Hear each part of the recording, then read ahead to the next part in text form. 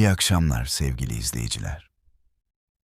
Karanlık bir fiyortun derinliğinde, ay ışığının gümüş bir bıçak gibi dalgaları yardığı bir gecede, bir uzun gemi sessizce süzülüyor.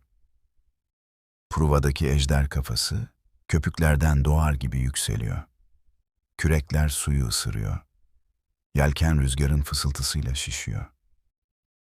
Mürettebat, deri pelerinler içinde, gözleri ufukta, bir krallığın kalbine, bir manastırın gümüşüne doğru. Bu Viking çağının nabzı. Hırsın, hayatta kalmanın ve sonsuz hareketin ritmi. Kimdi bu Vikingler? Boynuzlu kasklı barbarlar mı, yoksa usta kaşifler, tüccarlar ve hikaye dokuyucuları mı? Uzun gemileriyle açık denizlere yelken açan bu halk, İskandinavya'nın buzlu fiyortlarından İngiltere'nin sisli adalarına, İrlanda'nın yeşil vadilerine, Fransa'nın nehirlerine ve hatta Kuzey Amerika'nın bilinmeyen kıyılarına kadar yayıldı. Yüzyıllar süren bu çağ, 793'ten 1066'ya destanlar, hazineler, kanlı savaşlar ve unutulmaz mitlerle dolu. Bugün bile hayal gücümüzü şekillendiriyor. Bu gece, kanalımızın bu özel serisinde Viking'in tam tarihine dalıyoruz.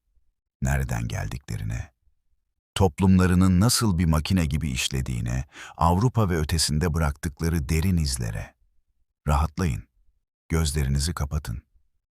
Kuzey Denizi'nin gelgitleriyle taşınalım sizi bu efsanenin kalbine. Hikayemiz, taş ve suyla örülmüş bir ülkede başlıyor. Norveç'in uzun kıyıları boyunca dağlar denize doğru iner. Keskin zirveler, fortlar gibi derin yarıklar oyulmuş. Rüzgar burada hapsedilir, fırtınalara dönüşür. Bu topraklar Viking'in beşiği. Toprak ince, kışlar acımasız, yazlar kısa bir patlama gibi. Bir aile, arazinin cimriliğine karşı zeka geliştirir. Verimsiz kayalarda bile kök salar. Dağınık çiftlikler, fiyortlar ve koylar boyunca serpilmiş. Küçük köyler, zorlu kardeşlikler doğurur. Evler uzun ve alçak. Ahşap kerestelerle örülmüş, çim örtülü duvarlar rüzgarı yutar. Duman kirişleri lekeliyor. Merkezi ateş salonu ısıtır. Bir uçta yulaf lapası kaynar, aileyi ve misafirleri doyurur. Diğer uçta soğuk bastırınca hayvanlar için tezgahlar kurulur. Bu salon sadece barınak değil, ziyafetlerin verildiği, pazarlıkların mühürlendiği, gece yarısı hikayelerin fısıldandığı bir kalp atışı.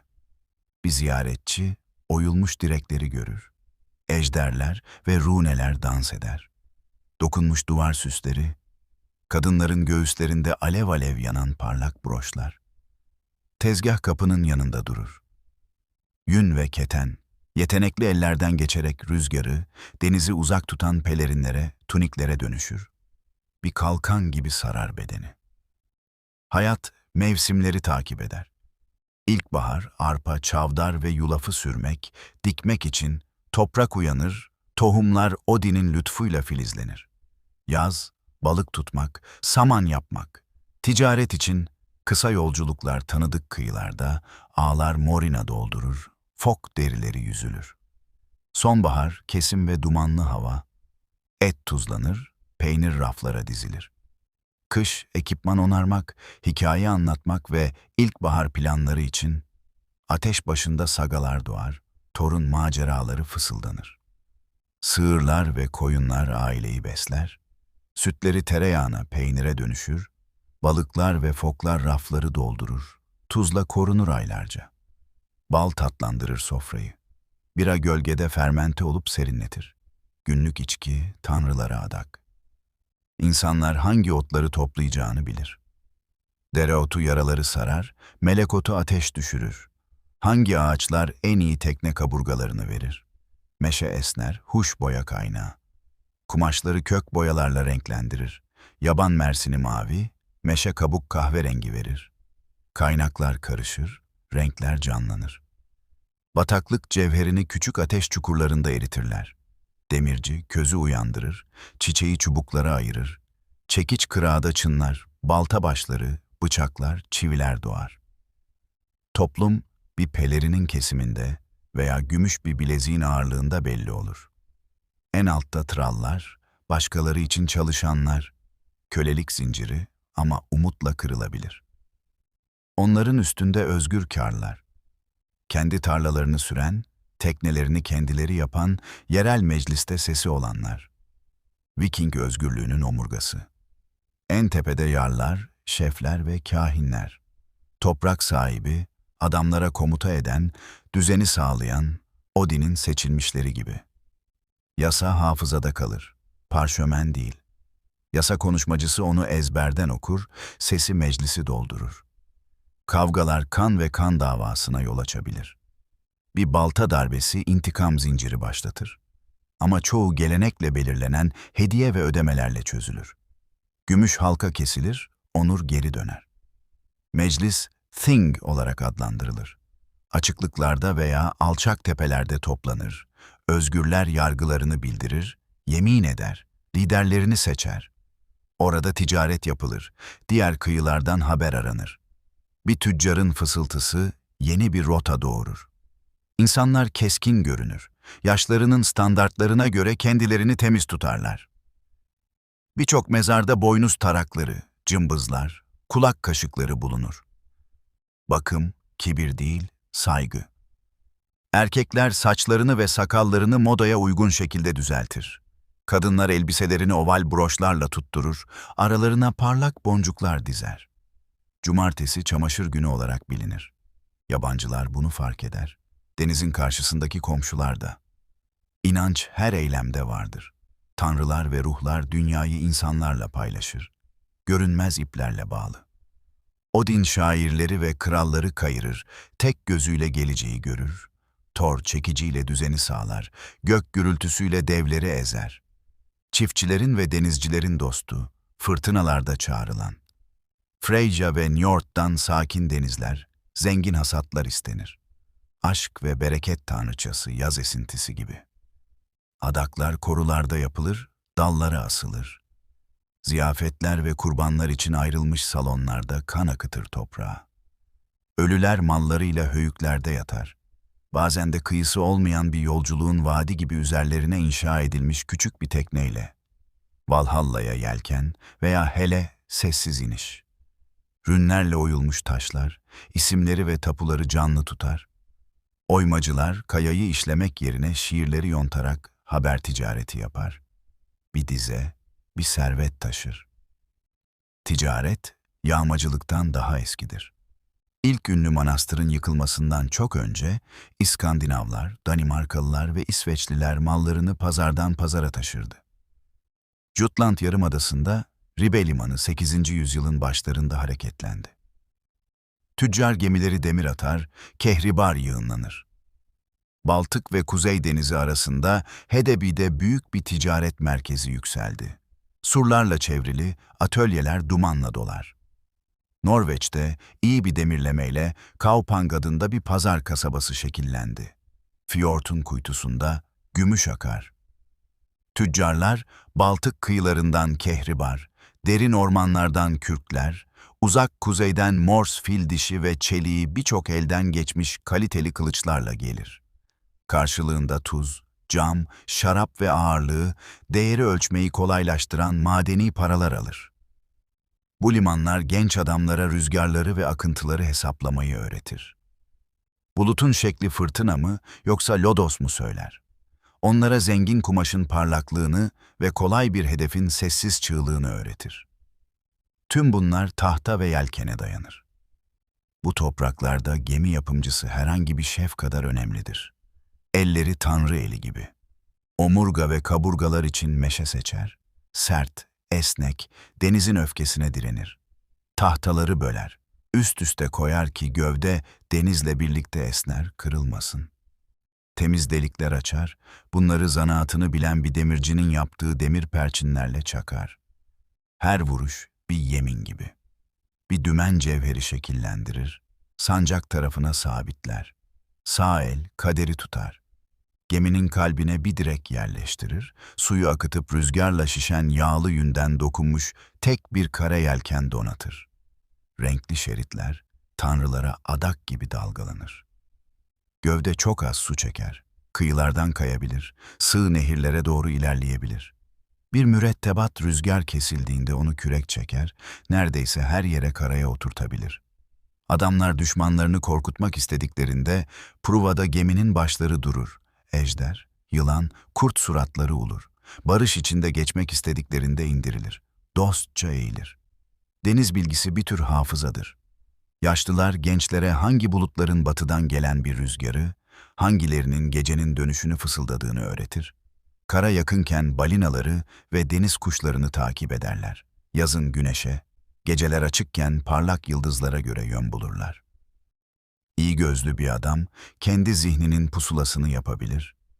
Halkını bilinen bir buruna veya sığırların otladığı, kilise çanlarının çaldığı yeni bir nehir ağzına götürecek kadar uzun rota tutabilir. Kuzeydeki siyaset bir yama işidir. Birkaç yaşam süresi içinde düzinelerce küçük krallık yükselir ve düşer. Güçlü bir reis hediyeler ve iyi şanslı adamlarını bir araya toplar. Onları salonunda ziyafet çeker, gümüş kılıçlar ve ince kumaşlarla evlerine gönderir. Karşılığında ihtiyaç duyduğunda gelirler. Bir rakip güçlendiğinde veya kıtlık vurduğunda erkekler taraf değiştirir. Sadakat, gümüş kadar akışkan. Evlilik bağları ve evlat edinme, vadiler ve fiyortlar boyunca aileleri birleştirir, kanı genişletir. Hırs, seyahati doğurur. Toprağı olmayan küçük bir oğul denize doğru bakar.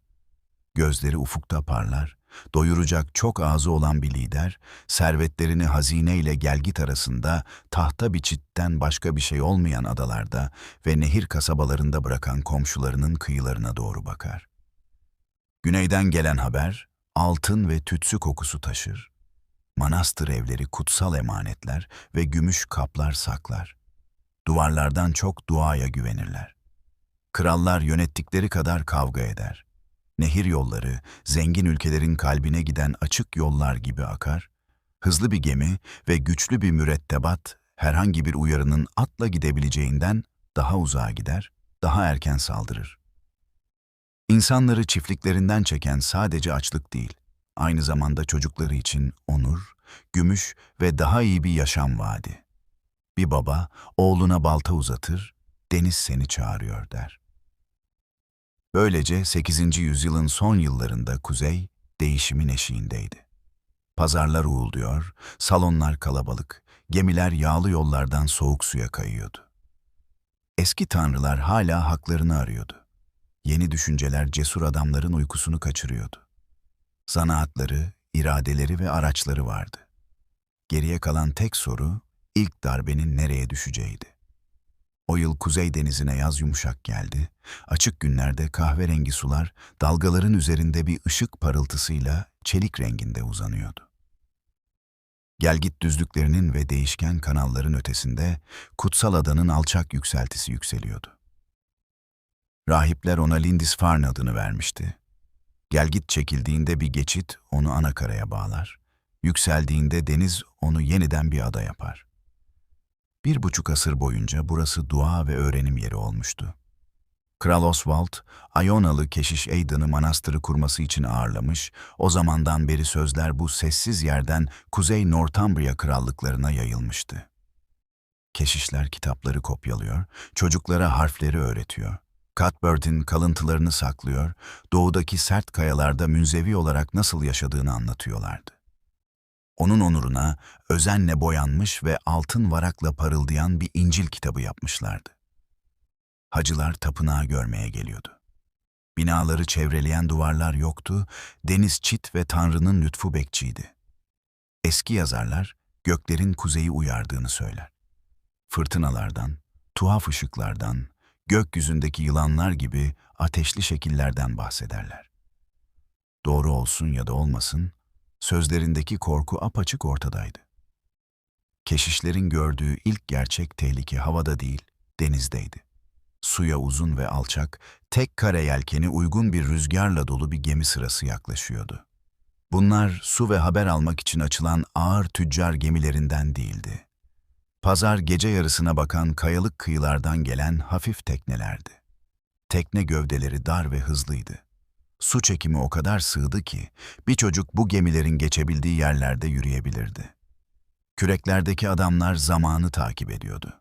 Kalkanlar yanlara asılı, silah balinaları gibi. Pruvalardaki oyma kafalar dalgalarla karşılaşmak için cesur yüzler oluşturuyordu. Kıyıya zamanında hiçbir uyarı ulaşmadı. Lindisfarne'da garnizon veya engelleyecek güçlü bir ev yoktu. Yelkenleri gören keşişler, kardeşlerini çağırmak için bir çan çalar, kilisede ve tapınakta toplanırlardı. Ama çok geçti. Erkek gömlekleri ve deri giysiler giymiş, mızraklar, baltalar ve seaks bıçakları taşıyan adamlar tarafından karşılandılar. Akıncılar av peşinde değildi. Basit ahşap ve taş onları tutamazdı. Kapılar bir omuzun ağırlığına veya bir baltanın ısırığına dayanamıyordu. İçeriden gelen ses, kırılan tahtaların ve düşen kapların gürültüsüydü. Rahiplerin bilmediği bir dilde bağırışlar duyuluyordu. Akıncılar bir kilisede ne arayacaklarını biliyordu. Sunak için gümüş kadehler, altın ciltli kitaplar, relikvi ve şamdanlar, bir gemiyi fidye için kurtaracak kadar ince giysiler. Bunlar ons başına gümüşe çevrilebilirdi. Onları korumaya çalışan adamlar ya katledildi ya da kovuldu. Kaçabilenler ovalara ve çayırlara kaçtı. Bazıları yurt dışına satılmak üzere götürüldü. Diğerleri sunağın Çin önünde hareketsiz yatıyordu. Bugünü ilk olarak mektuplar sayesinde duyuyoruz. York'ta ve daha güneydeki saraylarda bilginler krallara ve rahiplere gerçek kederi yansıtan sözlerle mektuplar yazdılar. Akıncılara putperest diyorlar, kutsal yerler etrafında dökülen kanlardan bahsediyorlar. Hangi günahın böyle bir yargıya yol açtığını, hangi kefaretin daha fazla darbeyi durdurabileceğini soruyorlar. Şok içinde bu yeni tür savaşın ne kadar ani geldiğini görüyoruz. Ordular ordularla savaşmıştı, krallar komşularına baskınlar düzenlemişti. Ama denizden hızlı gemilerle gelip lanetlerden veya krallardan korkmadan ibadethanelere saldıran adamlar yeni bir bela gibi görünüyordu. Lindisfarne'ı seçmeleri sadece şans eseri değildi. Ada zengin kıyılara yakındı. Manastırı korumak için inançtan başka bir şey yoktu. Gelgitler akıncıların gelip gitmesine yardımcı oluyordu. Bir filo ufkun ötesinde bekleyebilir, yüksek gelgitte içeri sızabilirdi. Saldıran adamlar, kuzeyin zenginliklerinin kiliselerde saklandığını öğrenmişlerdi. Rahiplerin erkek kıyafeti giymediğini, bir gün sağdaki sahilde bir gemi mürettebatı bir mevsim besleyebilirdi. Kendileri gibi bir geminin suyun üzerinde sürüklenebileceğini, gece çöktüğünde güvende olabileceğini öğrenmişlerdi. Bu adamlar başıboş aptallar değildi. Çocukluklarından beri halat ve cevherle uğraşan, güneydeki herhangi bir lord gibi riski ödüle göre ölçen şeflerin yönettiği mürettebatlardı. Şok geniş bir alana yayıldı. Kuzey Northumbria kralları, denizin ötesinden karşılık verecek kadar güçlü değildi. Sığır baskınından dolayı komşularını cezalandırabilirlerdi. Gelgit kaybolan adamları kovalayamazlardı. Doğu kıyısındaki pazarlar ve manastırlar tetikteydi. Bazıları küçük çitler veya hendekler inşa etti. Bazıları kıyıya yakın nöbetçiler yerleştirdi. Zenginlik, arabaların Roma yolları boyunca tepelerin ve taş salonların güvenliğine taşıyabileceği iç kesimlere taşındı. Bu biraz yardımcı oldu ama uzun sürmedi. Lindisfarne halkının çektiği acı bir son değildi, bir başlangıçtı. Aynı yaz ve onu takip eden yazlar, kıyının kırık çizgileri boyunca daha fazla geminin yolunu bulmasına tanık oldu. İngiliz topraklarından geçen koyları, sığlıkları ve nehir ağızlarını öğrendiler. Çanların insanları duaya çağırdığı ve vergilerin nereden toplandığını öğrendiler. Bir yıl içinde Jarrow'daki bir başka kutsal yer bir baskın hissetti. Kısa süre sonra İskoçlar ve İrlanda kıyıları aynı dersi aldı. Azizleri gönderen adalar şimdi demir ve ateşle gelen yabancıları görüyordu. Yine de harabeye dönmüş olsalar bile Lindisfarne rahipleri dayandılar. Yaralılarına baktılar, ölülerini saydılar, kapılarını onardılar, kitaplarını korumaya çalıştılar. Cuthbert tarikatı ölmedi. Sonraki yıllarda fırtına şiddetlendiğinde cesedini alıp onunla birlikte bir yerden bir yere dolaşacak, sonunda onu birçok yoldan koruyacaklardı. Bir nehrin kıyısındaki yüksek bir yarımadada yeni bir yuva buldu. Ama bu sonraki gecelerin hikayesi. Şimdilik hafızamızda kalanlar sessiz bir ada ve ani bir çan sesi, ıslak kumda çıplak ayaklar. Kuzey Denizi kıyısında gelgitin çekildiği bir anda iki dünyanın ilk karşılaşmasının sesi, bir kez çalan ve susan bir çan. Akıncılar gemileri gümüş ve esirlerle dolu, arkalarında gelgit, geçenlerin izlerini yutacakmış gibi geçidi kapladı. Hayatta kalanlar denizin tekrar durulduğunu izlediler ve dünyanın değiştiğini anladılar. Uzun gemileri Lindisfarne'a getiren rüzgar yorulmadı. Aynı zayıf gövdeleri, uçurumların ve kum setlerinin aniden yer değiştirdiği, hızlı bir gelgitin bir tekneyi el gibi kaldırabildiği Britanya'nın kırık kenarı boyunca taşıdı. Kuzey Northumbria kıyı şeridi Yorkshire'a, sonra güneye doğru Thames'in düz kıyılarına kıvrılır. Nereye bakacağınızı bilirseniz her kıvrım bir sığınak sunar. Akıncılar bu yerleri çabucak öğrendiler. Zengin bir kilisenin haberi bir tüccardan bir gemi kaptanına bir fincan bira eşliğinde geçebilir. Ertesi yaz bir pruva altındaki dalgaların arasından geçerdi. Lindisfarne'dan bir yıl sonra Kuzey Northumbria'da tekrar saldırdılar. Tarihçiler denizin ağzında gemilerden ve kumullar ile tuzlu otlar arasında verilen çetin mücadelelerden bahseder. Bazen deniz bir fırtınayla karşılık verir, akıncıları kıyılara fırlatırdı. Çoğu zaman yabancılar, kırık kapılar ve kömürleşmiş kirişlerden oluşan bir enkaz bırakarak Ebbe ile birlikte giderlerdi. Sonra yelkenler kuzeye ve batıya döndü. Denizlerin ötesindeki adalar mola yerleri haline geldi. Orkney ve Shetland, derin demirleme yerleri, fok yuvaları ve lordsuz yerler sunuyordu. Kamp kurmayı yasaklayacak kadar güçlü değildi. Oradan mürettebat uygun bir gelgitte Pentland Firth'ten süzülür, denizin kilitlere ve adalara bölündüğü uzun batı kıyısına gelir. Burada soğuk denizde bir öğrenim yeri olan eski Iona Manastırı bulunuyordu ve akıncılar tekrar buraya geri döndüler. 795 yılında yıllıklar bir saldırıyı işaret ediyor. 802'de keşişler binalarının yandığını yazdılar. 806'da düzinelerce ölü saydılar. Kolomba tapınağı ayaktaydı. Ancak ada denizin karakterinin değiştiğini öğrendi. Artık sadece hacılar ve balıklar için bir yol değildi. Balta taşıyan ve gümüş isteyen adamların yolu. İrlanda denizinin karşısında ilk alarmlar 795 gibi erken bir tarihte çaldı. Yıllıklar, Reşru adasını ilk dokunulan yerler arasında gösterdi. Sonraki 10 yıllarda akıncılar İrlanda kıyılarını yerel balıkçılar kadar iyi tanıyordu. Nehir ağızlarındaki kum setlerini ve altınla süslenmiş kutsal emanetler, kitaplar saklayan evlerin isimlerini öğrendiler. Bangor'daki manastır birden fazla kez yağmalandı. Skellig'deki ada inziva yeri çocukluktan beri deniz kayalıklarına tırmanan adamlar için çok dik değildi. Kısa süre sonra filolar, Boyne ve Liffey'nin sel sularında yukarılara doğru ilerlemeye başladı. 837'de iki büyük gemi grubu aynı anda bu nehirlere girdi. Mızrak ve kalkanlarını sıkıca kilitleyerek iç kesimlere doğru ilerledi. Sığırları ve esirleri ele geçirdiler. Kiliseleri yağmaladılar ve ardından gelgitin onları tekrar aşağı taşımasını beklediler. Deneyimle daha güçlü bir tutuş geldi. Geri dönmeyi planlayan bir mürettebatın güvenli bir kıyıya ihtiyacı vardır. Galce yazıcılar yeni bir kelime kullanmaya başladılar. Longford, bir gemi kampı. 841'de akıncılar iki iyi demirleme yerinin yanına kazıklar çaktılar, kulübeler inşa ettiler. Biri Liffey'nin bir kıvrımında oluşan karanlık bir havuzun üzerindeydi. Diğeri Linduincha'da duruyordu, kuzeydeki kıyıda Dublin.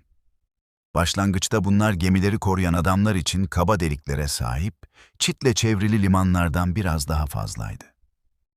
Kış geldiğinde sayıları daha da arttı. Adamlar hendekler kazıyor, kereste sürüyor, ocakları yakıyorlardı. Mümkün olduğunda deri ve kehribarı, şarap ve tahılla takas ediyor, ihtiyaç duyduklarında da alıyorlardı. Karanlık havuzun kenarında uzun süre savaşılan yer, Norveç, adalar, Galler ve İrlanda'nın iç krallıklarından tüccarları çeken bir kasaba olan Dublin olacaktı. Güneyde ve doğuda İngiliz krallıkları aynı baskıyı hissediyordu.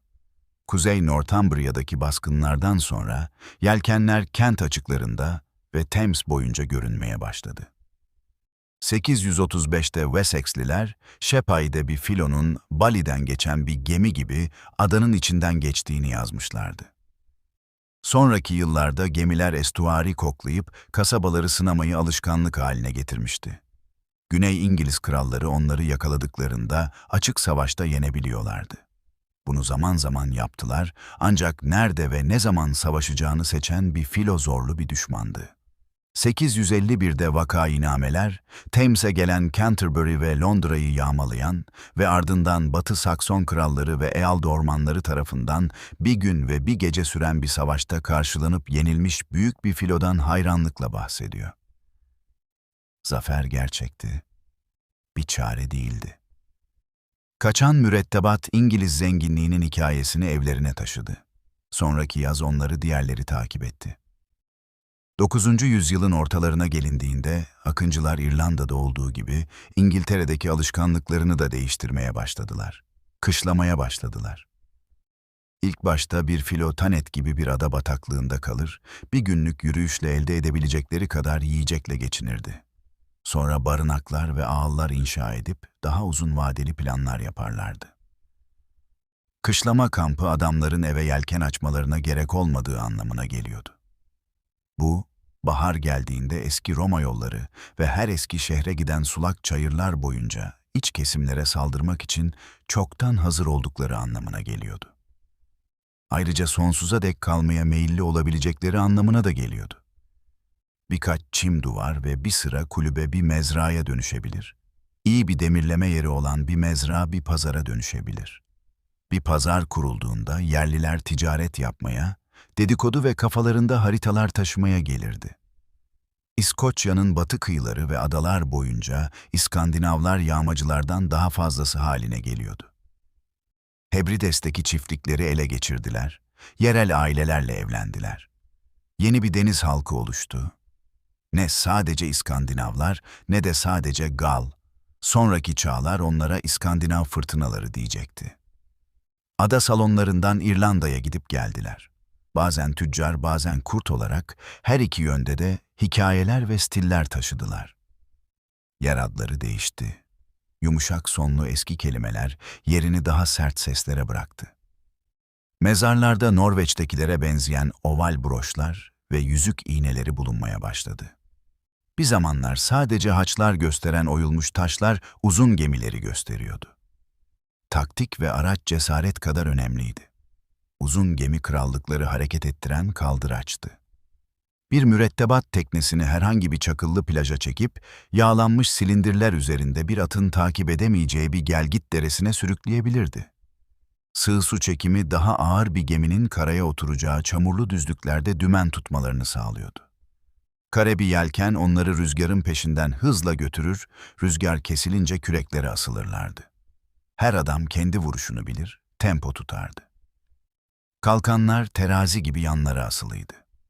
Gemiye vardıklarında kalkanları indirip bir duvara, oklar yağmaya başladığında hareketli bir çatıya kilitlerlerdi. Sürpriz yöntemini kullanıyorlardı ama sadece buna güvenmiyorlardı. Basit bir disiplinle yönetiliyor. Reislerine hediyeler ve yeminlerle bağlıydılar. Terazide tartılan gümüşe hevesliydiler. Hedefler rastgele seçilmiyordu. Manastırlar taşınabilir zenginliklere sahipti. Bir kadeh gümüş bir gemiye taşınabilir, kol halkaları şeklinde ölçülebilirdi. Paylaşma zamanı geldiğinde bir halka kesilebilir, tartılabilirdi. Sığırlar bir plaja sürülebilir, daha büyük teknelere taşınmak üzere küçük teknelere yüklenebilirdi. Köleler mızrak ucunda yürütülebilir, sonra yabancı bayraklar altında büyüyen limanlarda satılabilirdi. Duvarları ve garnizonu olan bir kasaba başka bir güne bırakılabilirdi. Kilisesi ve savaş borusu çalmak yerine çan çalan bir rahibi olan bir köy daha güvenli bir seçimdi. Akıncılar kafalarında listeler tutuyordu. Azizlerin takvimini, bir yerin kalabalık olacağı günleri öğrendiler. Panayırların nerede kurulduğunu öğrendiler. Bir nehrin daraldığı ve pusu kurma olasılığını arttırdığı yerleri, bir sığlığın hızlı bir kaçış sağladığı yerleri. İngilizler ve İrlandalılar çaresiz değildi. Yerel lordlar adam yetiştiriyor, at sürüyorlardı. Bazen kulübeler ve ambarlar arasında dağılmış bir çıkarma birliğini yakalayıp bir adama indiriyorlardı. Bir filo erkenden savaşa hazırlandığında ve rüzgar döndüğünde bir akıncı grubu bir çubuğa sıkıştırılıp cirit ve taşlarla bitirilebilirdi. İrlanda'da krallar uzun kalelere karşı toplanır, onları yakarlardı. Bu tür zaferler yazıcıların halklarının zafer kazandığı zamanları kaydetmeyi tercih etmeleri nedeniyle yıllıkları doldurur. Ancak satır araları başka bir gerçeği anlatır. Akıncılar geri dönmeye devam ettiyse, bunun nedeni denizin onlara seçme şansı vermesi ve kiliseleri aydınlık, kralları şarapla dolduran zenginliğin riske değer olmasıydı. Artık hikayenin gidişatı belli.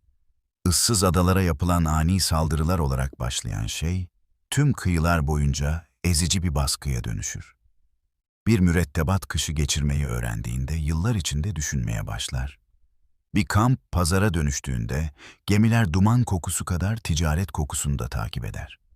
İrlanda denizi boyunca ve İngiltere'nin kuzeyinde Viking kaptanlarının isimleri kayıtlara geçiyor. Eski krallıklar bükülmeye başlıyor, bazıları kırılıyor ve bir süreliğine yıllıklarda karanlığa gömülüyor. Bazıları ateşte sertleşiyor ve gelecek yıllarda önemli olacak yeni savunma sistemleri kurmayı öğreniyor. Ayakta kalan manastırlarda keşişler çatıları onarıyor.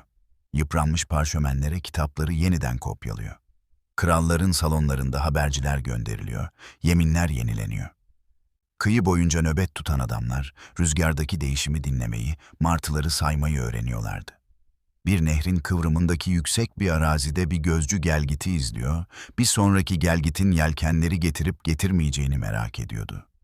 Frank, dünyasının nehirleri, zenginliğin kalbine doğru uzun parmaklar gibi akıyor. Seine Nehri, kanalından alçak tarlalar ve meyve bahçeleri arasından kıvrılarak bir gün şehirlerin kralı olacak Paris'e ulaşıyor. Loire Nehri üzüm bağlarının, manastırların ve eski Roma kasabalarının yanından geçerek ülkenin yarısını kaplıyor. Garonne, Biskay körfezinden sıcak güneye doğru bir çizgi çizer. Bir yolun kapısı varsa bir nehrin de ağzı vardır. Norveç ve Danimarka'dan batıya yelken açan adamlar bunu çabucak öğrendiler. Bir kum setinin üzerinden kayabilen uzun bir gemi, en yakın kilisenin çanı saati çalmayı bitirmeden önce kendini bir pazar kasabasının limanında bulabilir. Karşılarındaki Karolenş diyarı hem güçlüydü hem de aynı anda bölünmüştü. Şarlman 814'te ölmüştü. Oğlu bütünü bir arada tutmaya çalışmış, ondan sonra torunları 840'ta Verdun'da imparatorluğu parçalara ayırana kadar savaşmış ve pazarlık etmişti. Artık Batı Fransya, Orta Fransya ve Doğu Fransa'yı krallar yönetiyordu. Her birinin komuta edeceği kontları ve piskoposları vardı. Her birinin önce kendi çıkarlarını koruyan gururlu soyluları vardı. Bu pazarlığın dikişleri, nehirler ve sınırlar boyunca uzanıyordu. Kuzeyliler o damarları yoklamaya geldiler. Onları buldular.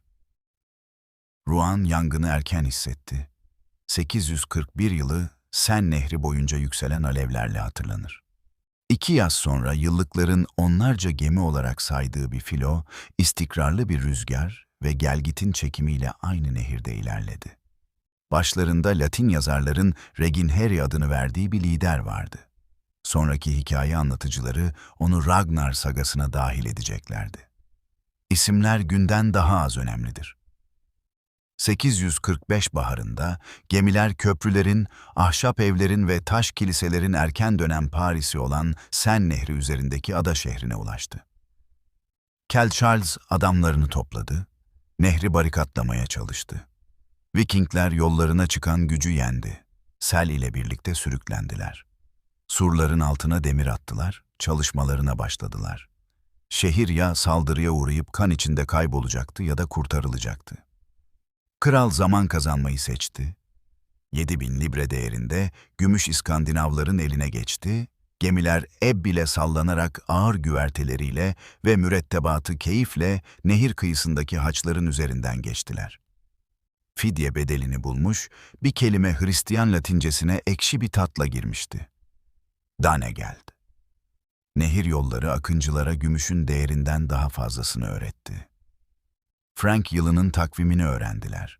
Loire'nin ne zaman yüksek olduğunu ve yaz kuraklığının onu derin omurgalı bir gemiyi tuzağa düşüren kısa bir kurdeleye ne zaman dönüştürdüğünü biliyorlardı. Gelgit ve rüzgar onlarlayken saldırmayı, olmadıklarında beklemeyi öğrendiler. Adaları kalelere dönüştürdüler. Kumdaki Quentovic, Rouen ve Paris'i mevsimlerce rahatsız eden bir kamp haline geldi. Loire'nin ağzındaki Noirmoutier bataklığı ötesindeki vadiye saldırılar için bir üs görevi gördü. İstedikleri zaman güneye dönün. 843 yılında Aziz John Bayramı'nda Nantes şehri ele geçirildi, yağmalandı, din adamları ve halk sunaklar arasında katledildi. Sarsıntı İngiltere'nin kuzeyinde hissedilen en derin sarsıntıydı. Ancak bu onları takip eden gemileri durdurmadı. Angers, Tours ve Orléans, nehir ışığına karşı uzun gemilerin nasıl göründüğünü öğrendi.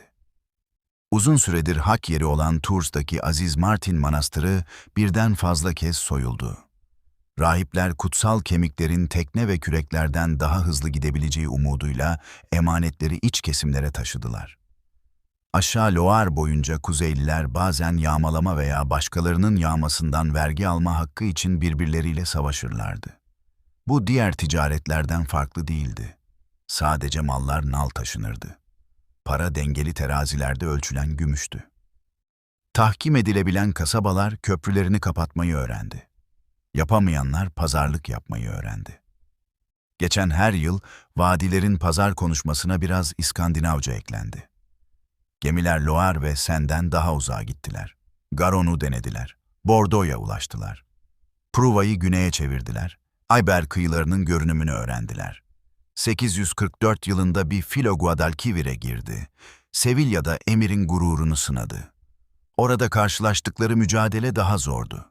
Ateş gemileri ve zırhlı süvariler kötü bir avdı. Birçoğu öldü. Hayatta kalanlar dersleriyle okyanusa geri döndüler. Güneyle işleri bitmemişti. Yıllar sonra diğer gruplar boğazlardan geçip Batı Akdeniz kıyılarında çalışacaktı. Camargues'da sazlıklar ve tuz lagünleri arasında sığındılar. Rhone'u ittiler, Arles ve Nîmes gibi iç kesimlerdeki kasabalara baskın düzenlediler. Yelkenlerini İtalya'ya çevirdiler. Pisa onlara gitmeleri için para ödedi. Luna onların öfkesini hissetti çünkü mermer surlarını Roma sandılar. Mürettebat garip yiyecekler. Sıcak güneş ve zengin gemilerle ilgili hikayelerle eve döndüler. Batı Frank Krallığı, kralları nehirlerin açık yol olarak kalmasına izin veremezdi.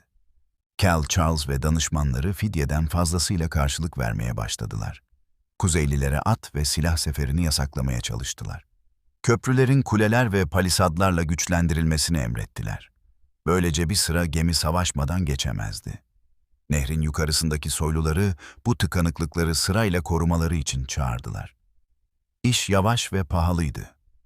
Aynı zamanda gerekliydi. Güçlü bir köprünün olduğu yerde bir filonun durması veya başka bir nehir araması gerekiyordu. Bir kasabanın adamları ve motorlarıyla bir köprü başı tuttuğu yerde hızlı bir baskın umut eden akıncılara bir kuşatma zorla yaptırılabilirdi. Her cevap bir köprü veya bir sikke değildi. Bazı adamlar kanlarıyla isimlerini duyurdular. Güçlü Robert Loire, nehri boyunca savaştı. 866'da savaşta ölene kadar Franklar arasında ünlendi. Oğulları ve torunları bir gün Fransız tahtına oturacaktı. Krallığın büyük kontları nehir kasabalarına yaya bir askerden daha hızlı ulaşabilen atlı birlikler kurma sanatını öğrendiler. Rahipler kefaret ve dua vaazları verdi. Kıl payı kurtulan azizlere verilen hediyelerin dikkatli bir kaydını tuttular. Piskoposlar paralı askerler tuttu. Zaman birçok günahkar ve birçok aziz yarattı. Vikingler musallat oldukları nehirlere uyum sağladıkça değiştiler. Bir ada demirleme yerini çok iyi bulan bir mürettebat kesilmiş keresteyi terk edip daha iyi barakalar inşa etti. Bir baraka bir salona dönüştü, bir salon tüccarları ve zanaatkarları kendine çekti. Kısa süre sonra sivri kazıklardan oluşan bir çitin arkasında kışlama yeri olarak pazarlar ortaya çıktı. Bir üs haline geldi. Bir Karolenj kontu vergi ve azizlerin şansıyla geldiğinde yer yakılabilirdi. Başarısız olursa kamp bir sonraki selle tekrar sağlamlaşacaktı. Bu tür yerlerdeki erkekler yerel kadınlarla evleniyor veya esirleri evlerine alıp düşünmeden iki dil konuşan çocuklar yetiştiriyorlardı. Aşağı sendeki meyhanelerde konuşmalar garip kelimelerle karışmaya başladı. Terazilerdeki ağırlıklar kuzey salonlarında kullanılan işaretlerle damgalandı. Frankların iç kesimlerindeki baskı azalmadı. 9. yüzyılın son çeyreğinde Paris'e daha büyük bir kuşatma geldi. Surlarının altında aylarca kamp kuran bir sürü gemi ve adam vardı.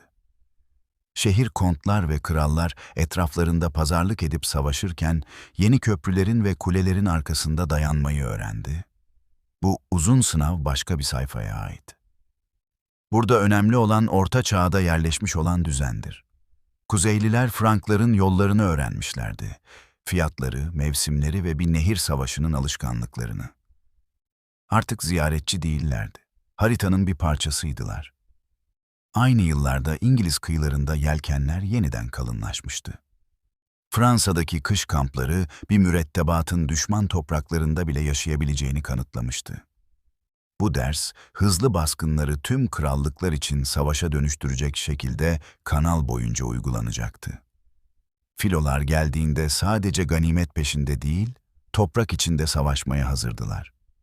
Yıl 865'ti ve bir filo, Kuzey Denizi'ni geçip gemilerini Doğu Anglia'nın kumlu kıyılarında karaya oturttu. Tarih onlara büyük ordu diyor, eski dilde bu ifade misaldir. Bu çabuk gümüş arayan yaz akıncılarından oluşan bir mürettebat değildi. Kalmak için gelen bir orduydu. Thetford yakınlarına karaya çıktılar. Doğu Anglia hükümdarlarıyla kendilerine uygun bir şekilde barış yaptılar. Atlar ve erzak alıp etraflarındaki krallıkları tartarken iyi bir toprakta kışladılar. Sonraki sagalar ve Latin yıllıklardan isimler bu ordu hakkında toplanır. Kemiksiz Ivar, Halfdan, Ubbe. Kısa süre sonra İngilizlerin korkmayı öğreneceği dörtlüye başka bir lider gelecekti. Adı Guthrum'du. Rüzgarlar dönüp yollar kuruduğunda ordu kuzeye Humber'ın zengin ovasına doğru ilerledi. Kuzey Northumbria iç savaşlarla parçalanmıştı. York surları eskirken rakip krallar Osbert ve Aelle birbirleriyle savaşmıştı. 866 yılının Kasım ayının ilk günü İskandinavlar şehri gafil avladılar. Kışlık sarayları yaptılar. Ertesi bahar iki Kuzey Northumbria kralı kavgalarını bir kenara bırakıp York'u geri almak için birlikte yürüdüler. Dar sokaklarda ve yüksek ormanlık alanlarda zorlu bir mücadele yaşandı. Her iki taraftan da çok sayıda kişi öldü. Her iki kral da baskı altında öldü. Galipler tahta bir hükümdar oturtup ölülerini ve ganimetlerini saymaya koyuldular. York, İngiliz topraklarında bir İskandinav kalesi haline gelmişti. Ordu York'tan Mercia vadilerine doğru bir gelgit gibi ilerledi. 868'de Nottingham'a geldiler. Ordularını kurdular. Mercialı Burgred yardım istedi. Wessex cevap verdi. Kral Ethelred ve küçük kardeşi Alfred savaş birlikleriyle kuzeye doğru at sürdüler. İskandinav kampının önünde cesurca durdular. Kuzeyliler orada savaşmayacaktı. Sabırlıydılar, hediyeler aldılar, kışı ateşlerinin başında geçirdiler. Batı Saksonlar bu düşmanın bir avcının kör bir yeri seçmesi gibi toprağı ve mevsimi seçtiği dersiyle evlerine döndüler. Ordu 869'da doğuya döndü. Doğu Anglia'ya saldırdı. Thetford'da yeni bir üs kurup Kral Edmund'a saldırdılar. Sonraki çağlar onun ölümünü şarkılarla anacak, onu şehit olarak adlandıracaktı.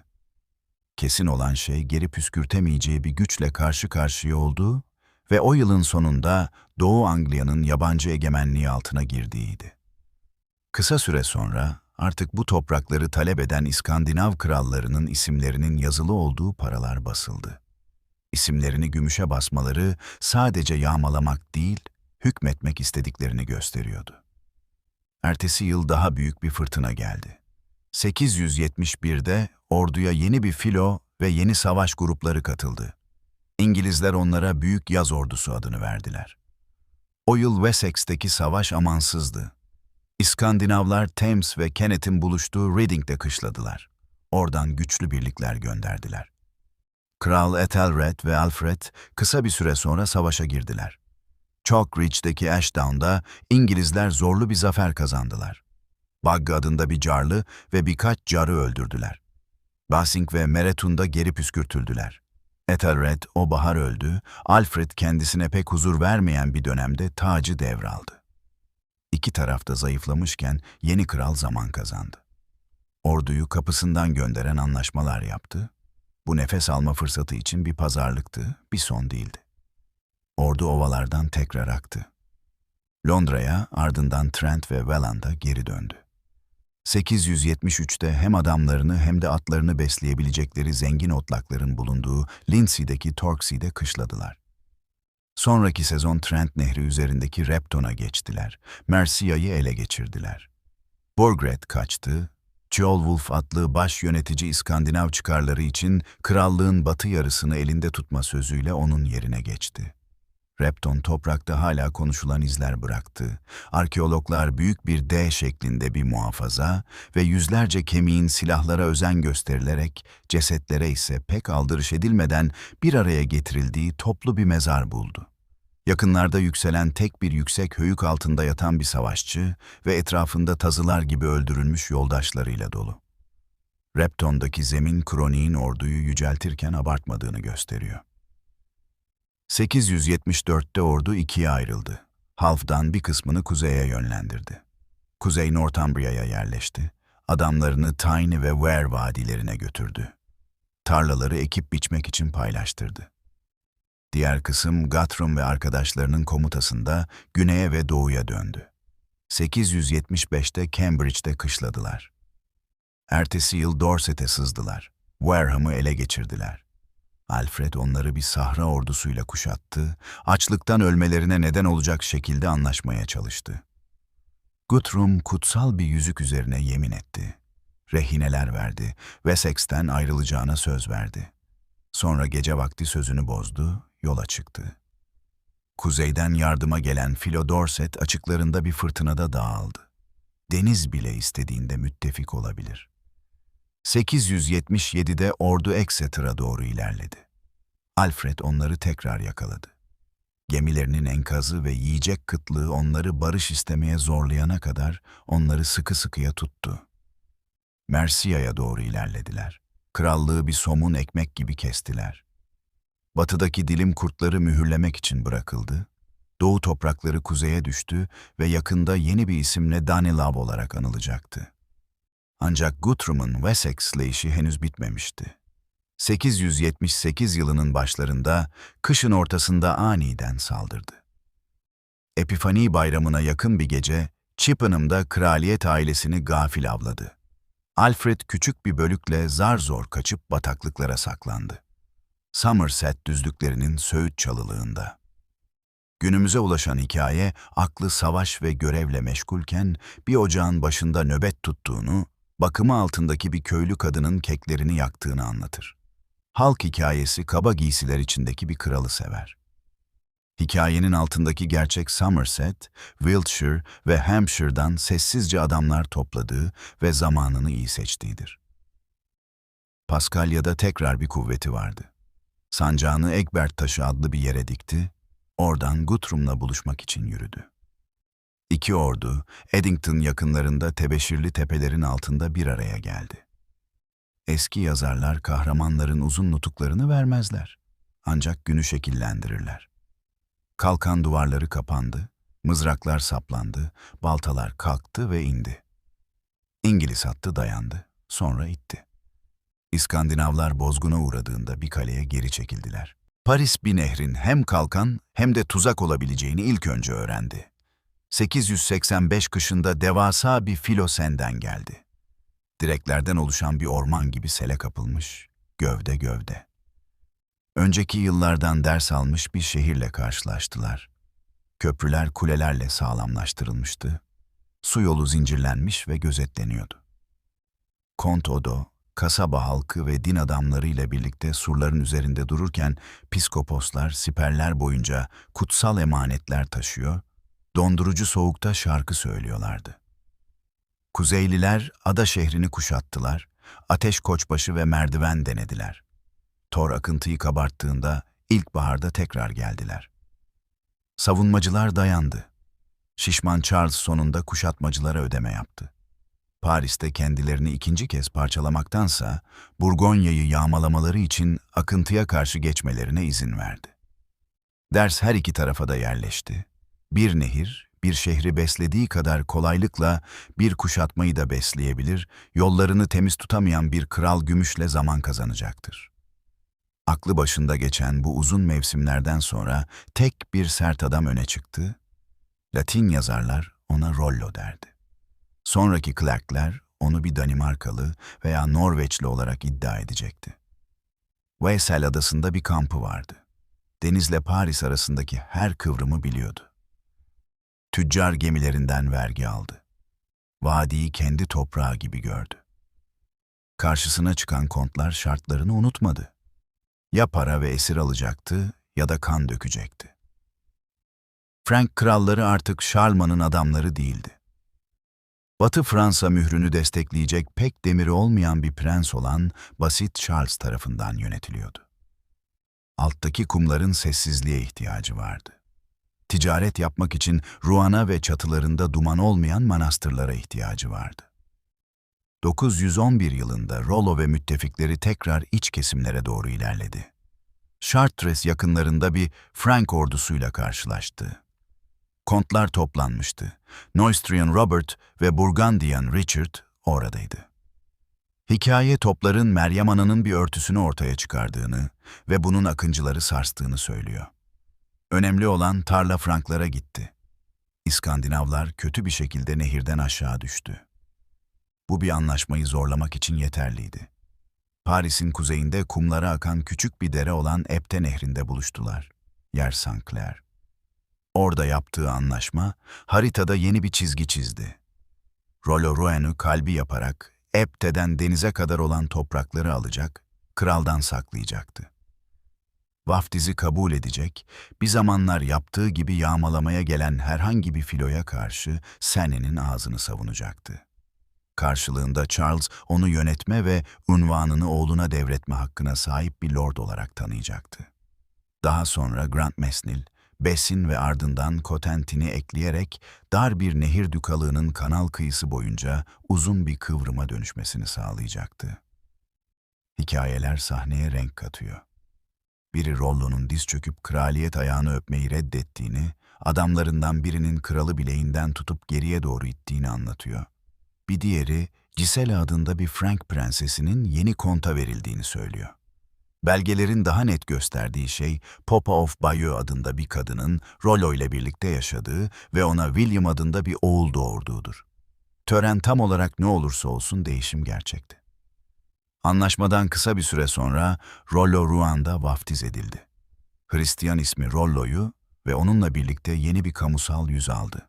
Ancak gemicilik terimlerini ve onu korkutan savaş geleneklerini korudu. O günden sonra aşağı Seine alışkanlıklarını değiştirdi. Vadinin etine diken gibi saplanmış İskandinav kampları dağıtıldı veya pazar kasabalarına dönüştürüldü. Rouen bir ödül olmaktan çıkıp bir yer haline geldi.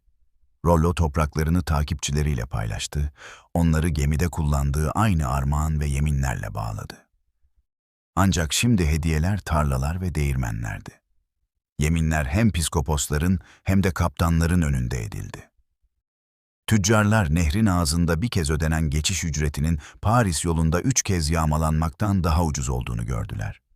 Keşişler Jumièges ve Saint-Jean'daki harap evlere döndüler. Fikir değişikliğini kanıtlamak için dualarına ihtiyaç duyan yeni lordun yardımıyla tekrar taş dikmeye başladılar. Rollo çok uzun bir süre hüküm sürdü. Adamları estuaryumda devriye gezdi. Bir zamanlar yabancıların saklandığı koyları gözetledi. Zırhlı atlıların başında ata binmeyi, savaş birliklerini bir deniz kralının haykırışı yerine bir kont borusuyla çağırmayı öğrendi. İşine geldiğinde Frank soylularının meclisinde konuştu, işine gelmediğinde onları görmezden geldi. Meclisteki eski alışkanlığını sürdürdü. Rütbeli adamlar onun gözü önünde yargılamak ve tavsiyelerde bulunmak için bir araya gelirdi. Dükalıkta yetişen yasa Karolinj gelenekleriyle kuzey alışkanlıklarının bir karışımıydı. Sokaklardaki konuşma tarzı değişti. İskandinav sözcükleri yer adlarında ve yaşlı adamların dillerinde varlığını sürdürdü. Fransızca saray dili oldu. Rahipler bir gün yeni isimleriyle tüzük imzalayacak olan çocuklara Latince öğretti. Rollo yükünü bıraktığında yük, Longsword adlı oğlu William'a geçti. William sınırı batıya Cotentin ve Avranches'e doğru sürdü. Mont Saint-Michel'in kayalık tepesine erişebileceği yere getirdi. Uzun yaşamadı. 942'de Somme yakınlarındaki bir toplantıda pusuya düştü. Haber Rouen ulaştığında oğlu Richard daha çocuktu. Krallar ve kontlar Dük'ün kolay bir ganimet olacağını düşündüler. Ama öyle olmadı. Richard yakalanıp Rouen'a götürüldü. Kaçtı, arkadaşlar edindi. Sabır yeteneğiyle yetişkinliğe erişti. Richard, birinci kalıcı bir krallık yarattı. Corbon'daki çalışmaları sürdürdü. Gelgit'in nehir gibi aktığı koydaki tepeye yeniden inşa etmeleri için keşişler gönderdi. Taştan anlayan ve ata binmeyi bilen adamları maaşına kattı, sınırlarını korudu, evini komşularının sınırlarıyla birleştirdi. Oğlu 2. Richard bu çalışmayı genişletti. Norman Sarayı'nı şairlerin ve kaptanların birlikte oturabileceği bir yer haline getirdi. Bu yavaş kaynaşmadan yeni bir halk doğdu. Kendilerine Normanlar, kuzeyin adamları diyorlardı. Ancak tarlaları Normandiya'daydı. Salonlardaki konuşmaları eski İskandinavcanın canlılığını alıp keskinleştiren hızlı bir Fransızcaydı. Cesur baskınlara olan sevgilerini korudular, ancak şimdi Franklar gibi ağır atlara biniyor, mızraklarla yakın dövüşüyorlardı. Bir zamanlar gizlice geçtikleri nehirlerin üzerine kare taş kaleler inşa ettiler. Babalarının yaktığı yerlerin molozları üzerine inşa ettikleri kiliselerde dua ettiler. Vadi vesayetleri altında sessizleşti. Tüccarlar denizden korkusuzca çıktılar. Diğer Viking gemileri ortaya çıktığında estuaryumu, nehir savaşının her hilesini bilen ve bakışlarını kaçırmak için rüşvet almayan adamlar tarafından korunuyordu. Normandiya'nın doğuşu çağın hikayesinde bir dönüm noktasını işaret ediyor. Bir akıncı kont oldu, sonra o kontun oğlu Düklerin babası oldu. Ganimet taşıyan nehir şimdi şarap, yün ve yeni çatılar altında kitap kopyalayan keşişlerin dualarını taşıyordu. Dük hafızasında kuzeyde, kayınpederinde Franklarda olmak üzere iki dünyada bir ayağıyla duruyordu. Sonraki bir yüzyılda Rouen'dan bir dük kanalın karşısına baktığında onu bekleyen bir taç görecekti. Çünkü şimdi iş daha yakındı. Parsellenecek tarlalar, bağışlanacak manastırlar, gözetlenecek düşmanlar, şekillendirilecek bir halk. Berrak bir yazda Norveç'in batısına doğru yelken açın ve deniz kısa sürede yükselecek. Uzun dalgalar, güneş geç vakte kadar batmıyor, gece soluk. Balinalar yuvarlanıyor, ses çıkarıyor. Kara yaklaştıkça kuşlar sıklaşıyor. Önce alçak bir kıyı görünüyor, sonra siyah uçurumlar ve karla kaplı dağlar. Küreklerdeki adamlar kükürt ve tuzun kokusunu birlikte alıyor. Tüccarların Ribe ve Hedebi'de fısıldaştığı ateş adasını bulduklarını biliyorlar. Adaya İzlanda diyorlar. İlk çiftlikten önce söylentiler vardı. İrlandalı münzeviler uzak batıdaki adaları dua ve sessizlik yerleri olarak kullanmış olabilirler. İskandinavlar böyle adamlara papar derlerdi. Bazı korkutucu kişiler bu ismi korurlar. Kesin olan şey 9. yüzyılın sonlarında başlayan bir yerleşimci dalgasıdır. Çoğu İzlandalı'nın tekrarladığı hikaye ilk kalıcı evi Reykjavik'te yerleştirir. Ingolfur Arnarsson çıplak bir kıyıda durur. Kış fırtınalarından sonra odunların kalınlaştığı buharı tüten havuzların yakınında bir salon işaretler. Sonuncusu olmayacaktı.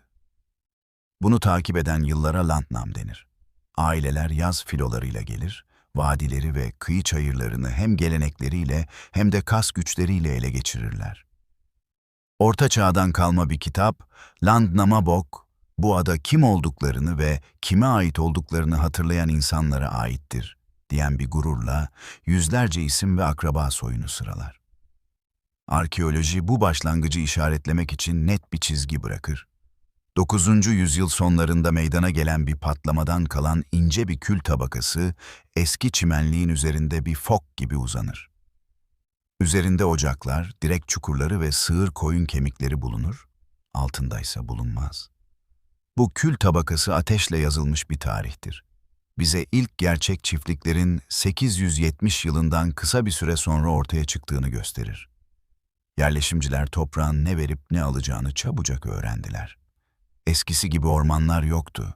İsveç'in derin ormanları, huş koruları, çalılıklar ve bolca peyit vardı. Çimleri büyük dikdörtgenler halinde kesip ısıyı tutan kalın duvarlar halinde istiflediler.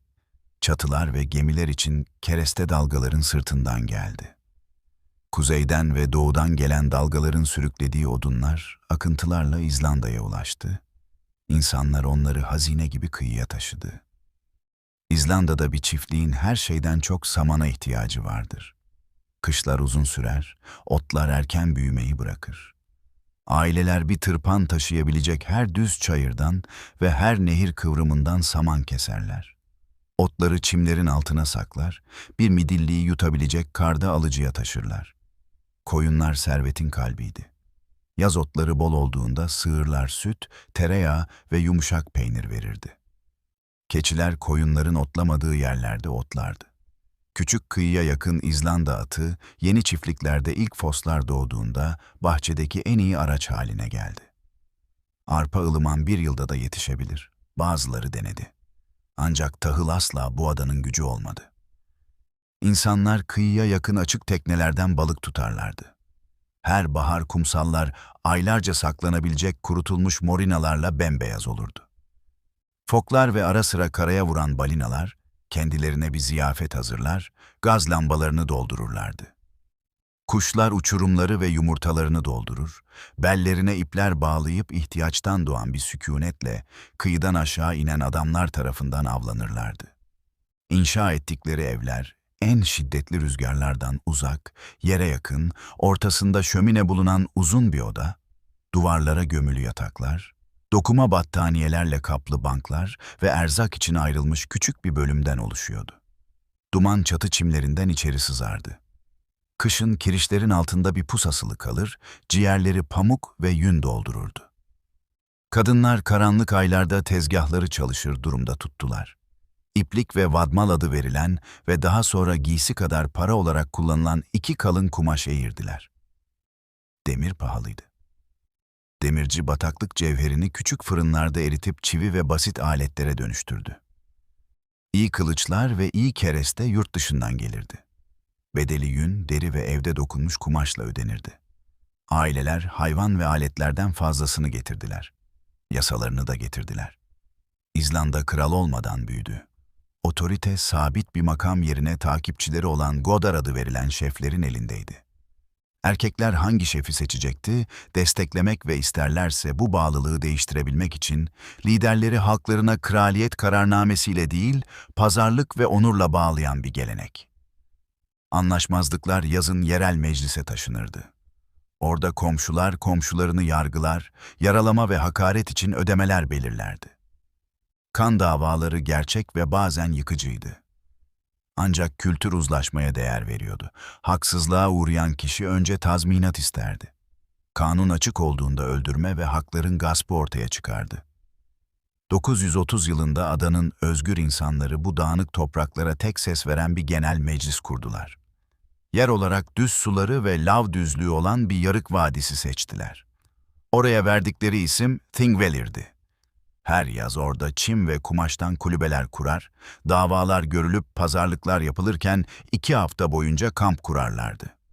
Bir kanun konuşmacısı kalabalık dinlerken doğal bir kayanın üzerinde durur, kanunu ezberden okurdu. Bir kanun konusu çözülemezse konuşmacılar ve kabile reisleri bunu tartışır, yeni bir yasa koyarlardı. Çeyrek mahkemeler adanın 4 bölgesinden davalar alıyordu. Daha sonra 5. bir mahkeme en zorlu anlaşmazlıkları dinledi. Burası parşömen ve mühürler diyarı değildi, hafıza ve kamu tanıklığı diyarıydı. Yine de işe yaradı. Bu Thing Avrupa'nın en eski çalışan parlamentosu ve İzlanda yaşamının kalbi haline geldi. İnanç o vadiyi hukuk kadar doldurdu. Eski tanrılar küçük oyma putlarla çiftlik salonlarında ve önde gelen kişilerin evlerinde verilen daha büyük ziyafetlerde onurlandırılırdı. Thor güzel hava ve istikrarlı otlak isteyen çiftçiler için değerliydi. Freyja iyi hasatlar ve iyi yıllar için ritüellerde yerini aldı.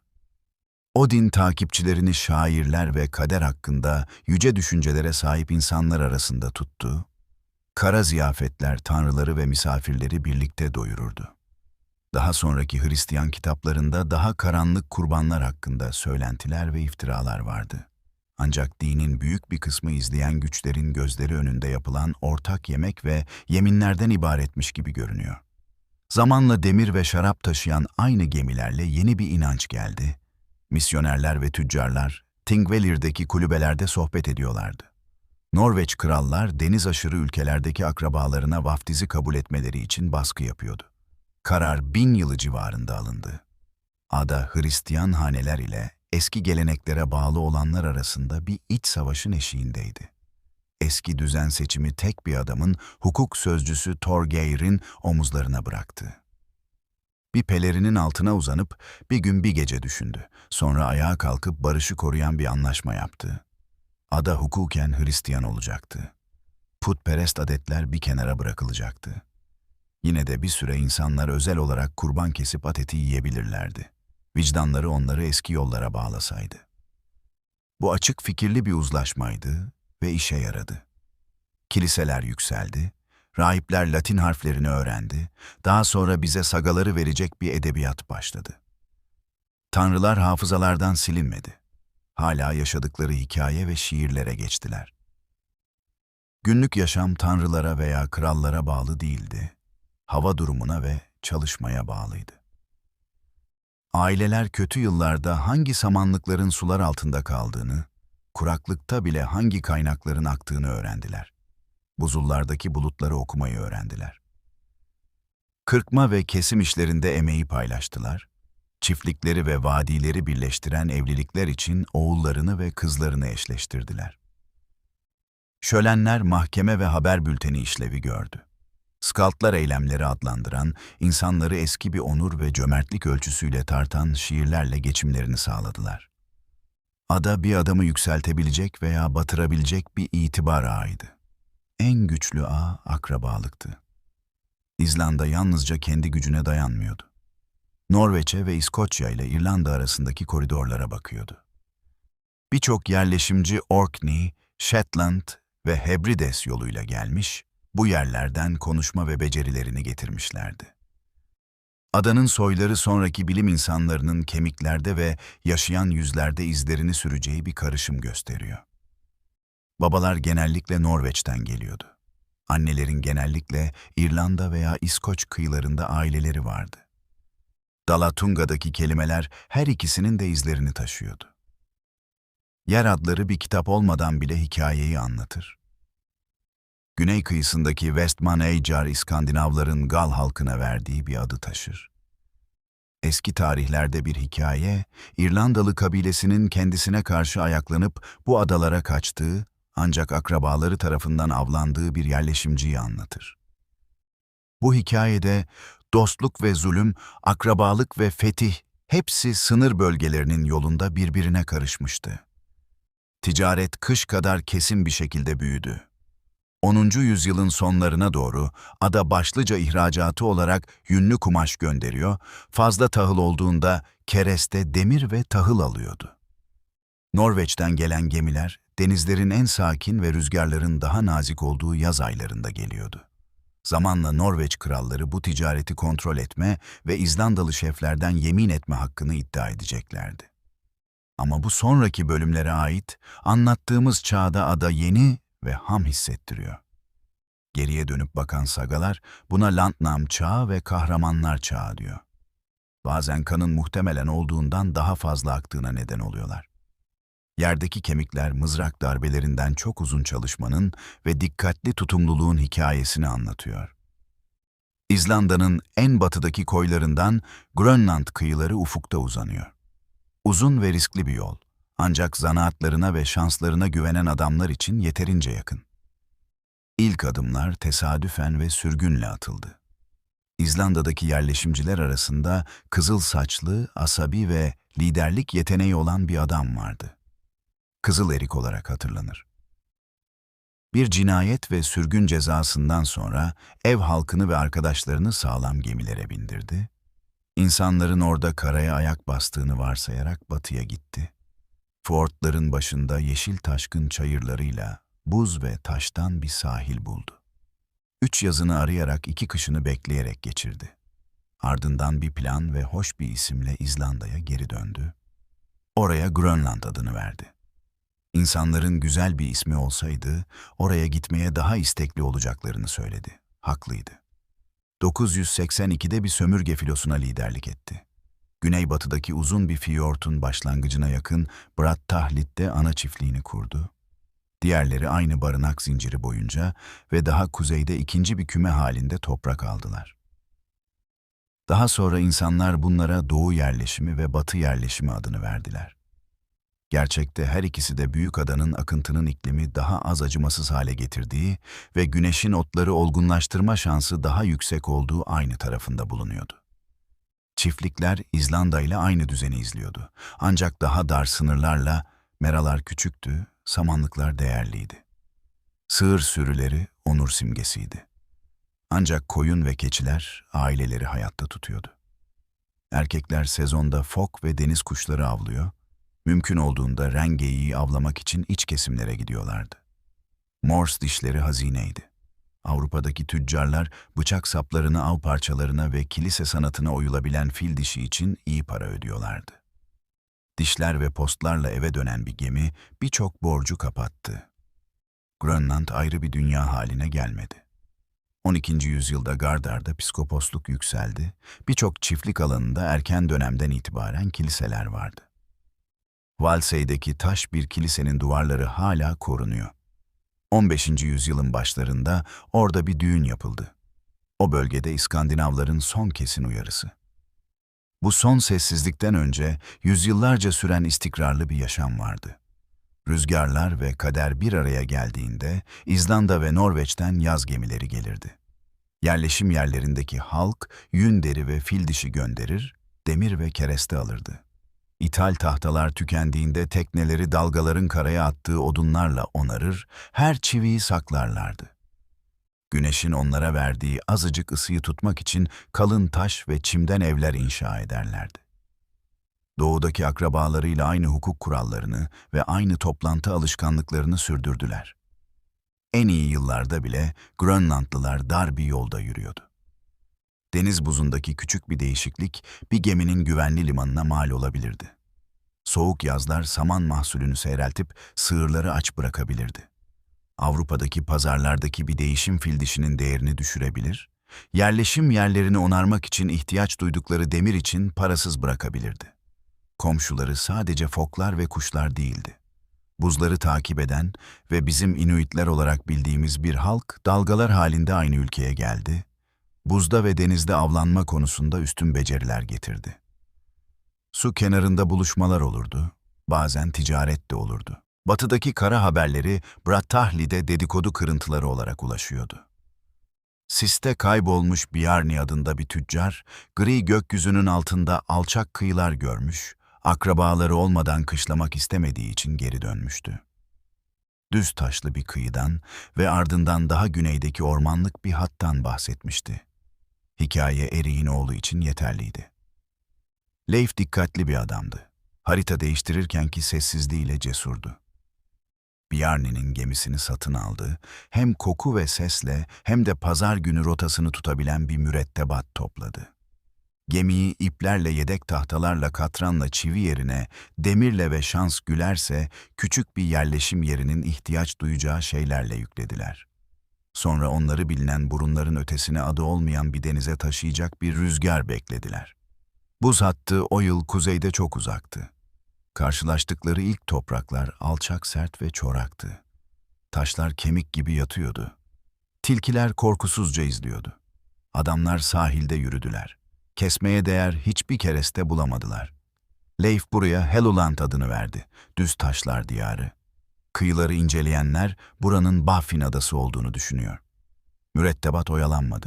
tekrar rüzgara kapıldılar. Suyun gelgitle karardığı ve kuşların uzun ipler halinde uçtuğu soğuk bir kıyı boyunca güneye doğru durdular. Bir sonraki topraklarda dalgalara kadar uzanan derin ormanlar vardı. Bir ağaç gövdesini kestiler. Düzgün iyi tahıl buldular. Leif buraya Markland adını verdi. Ormanlar diyarı. İnsanlar artık Labrador kıyılarına bu adı veriyorlardı.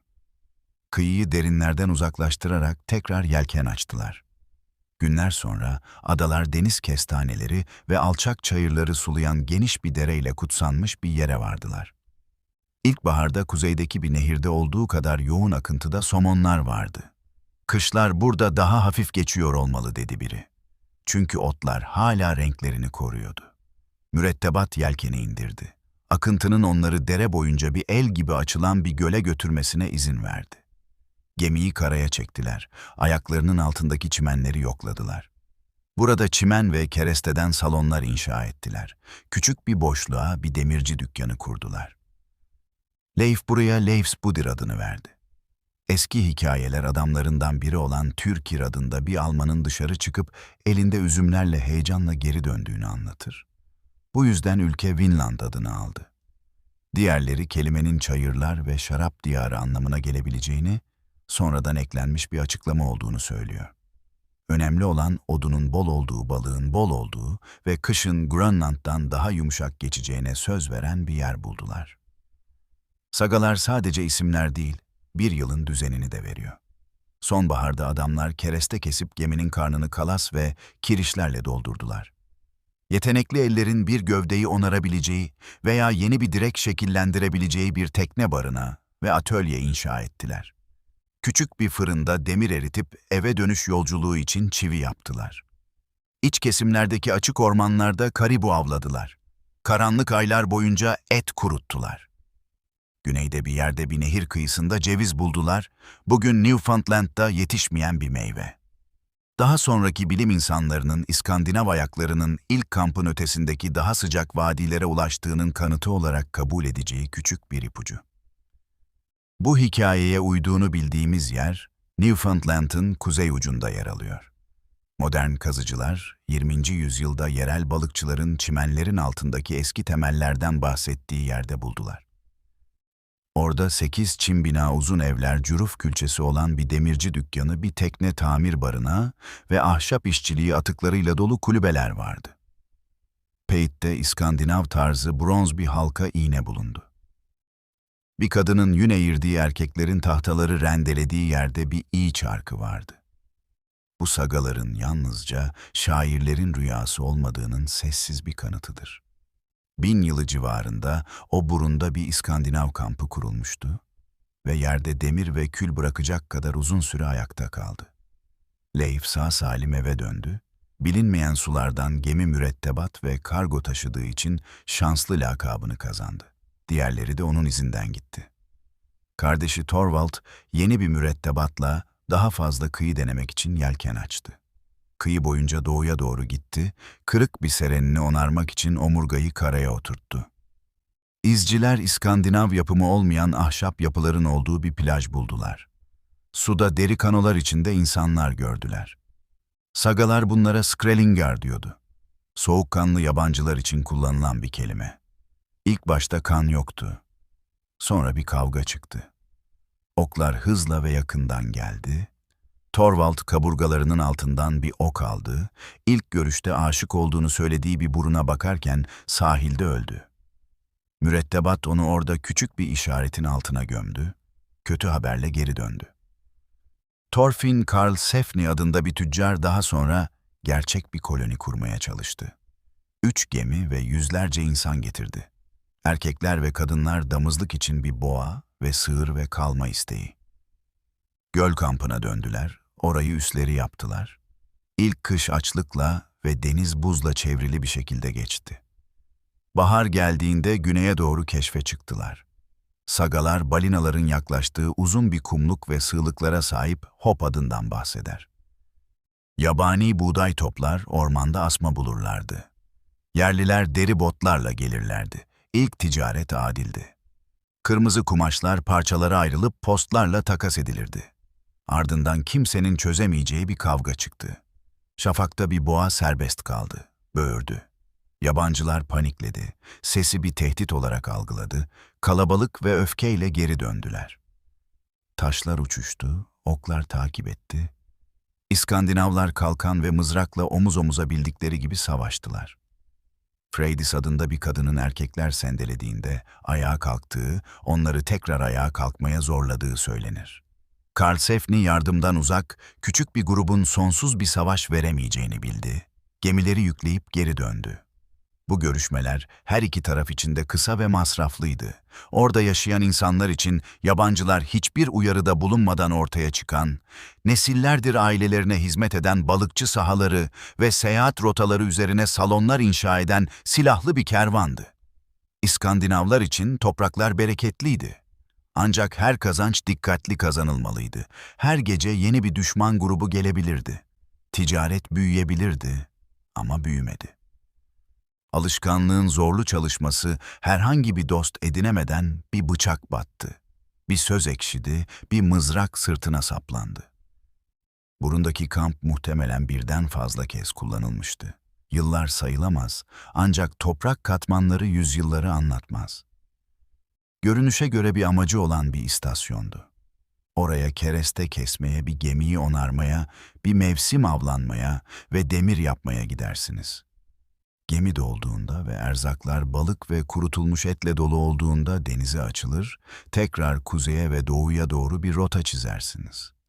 Mesafe uzun ama yol biliniyor. İşaret taşları tekrar ediyor. Dişe benzeyen siyah bir uçurum, kuşlarla beyaza boyanmış bir ada dizisi, yazın bile sürüklenen buzların görüntüsü Grönland'ın yakın olduğunu gösteriyor. Batıdaki ülkeyi neden her zaman onu elinde tutan insanlara bıraktılar? Cevap sayılarda ve millerde, Grönland kendi çiftliklerini bile zar zor geçindirebiliyordu. Uzaktaki köyleri savunmak için her yıl adam gönderemiyordu.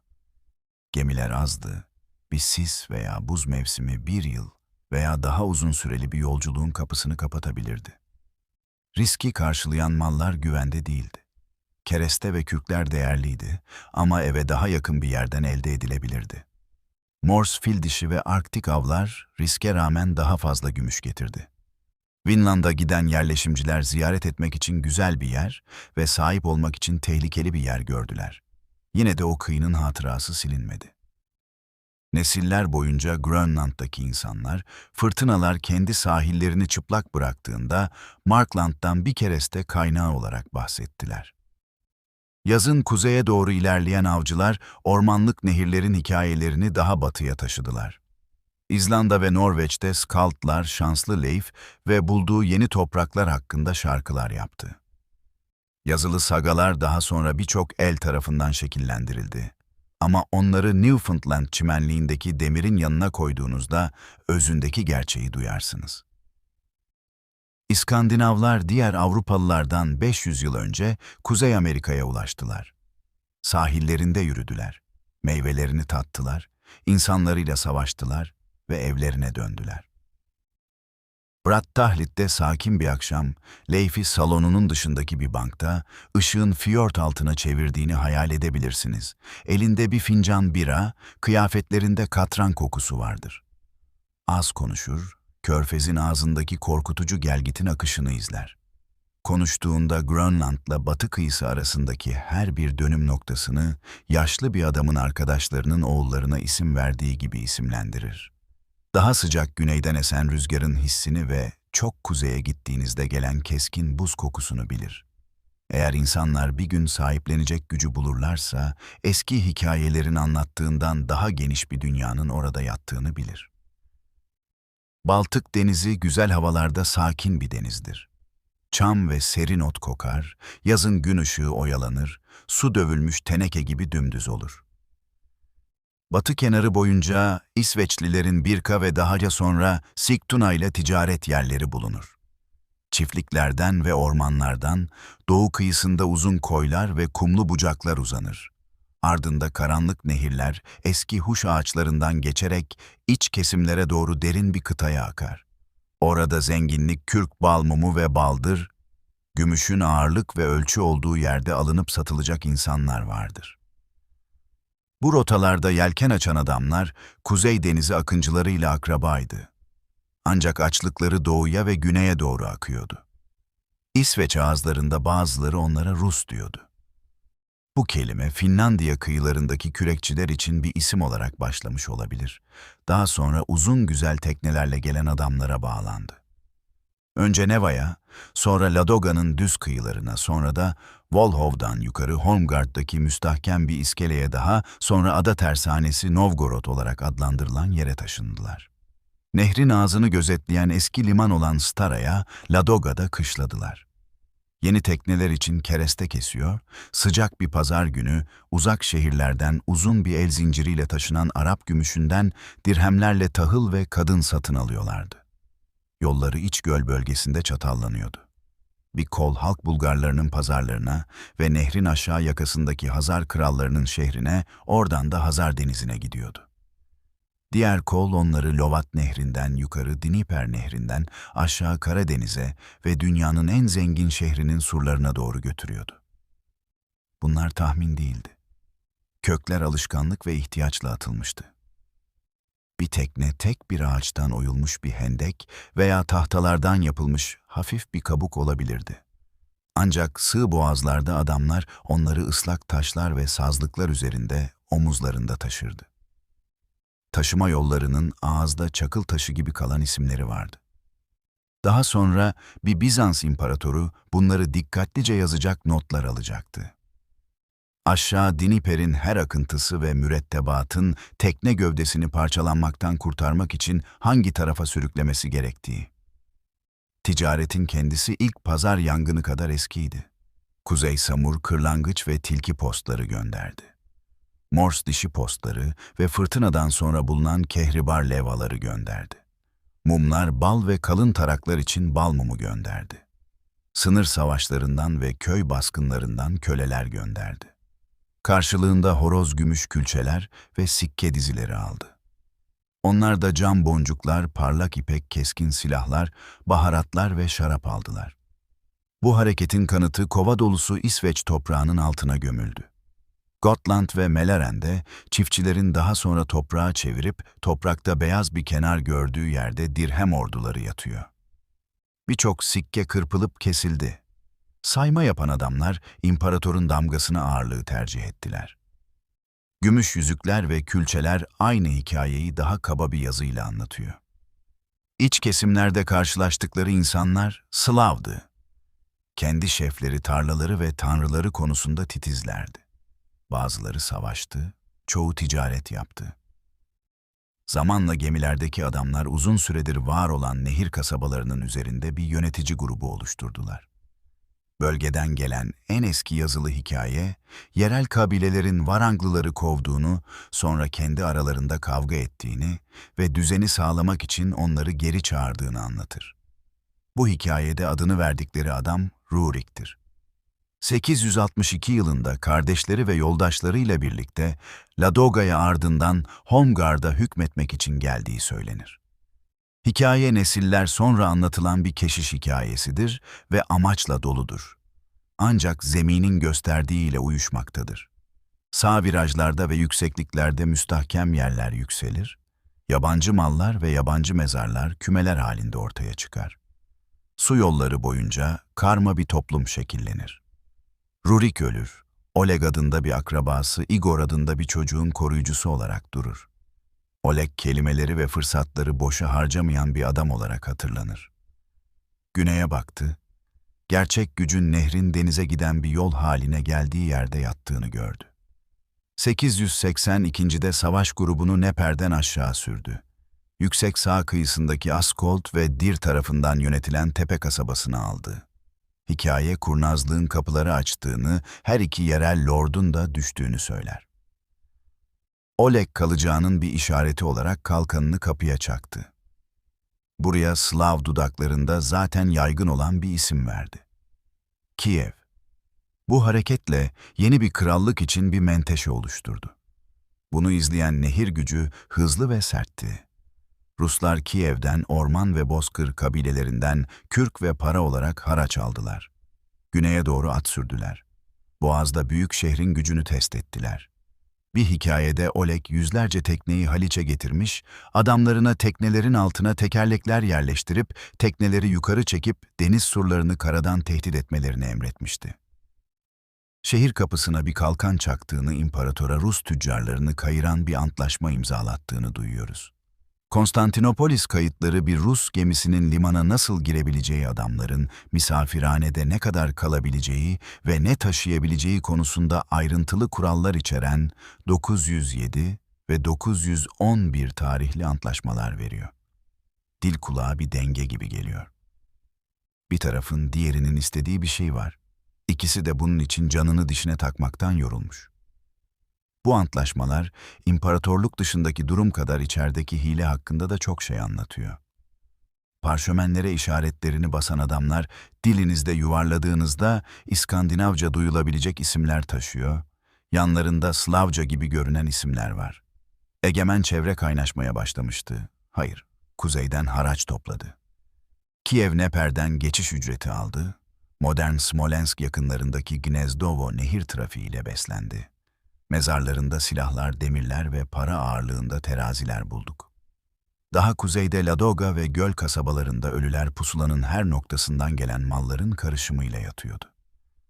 İslam gümüşünden Baltık kehribarına Frank işaretli bıçaklara kadar.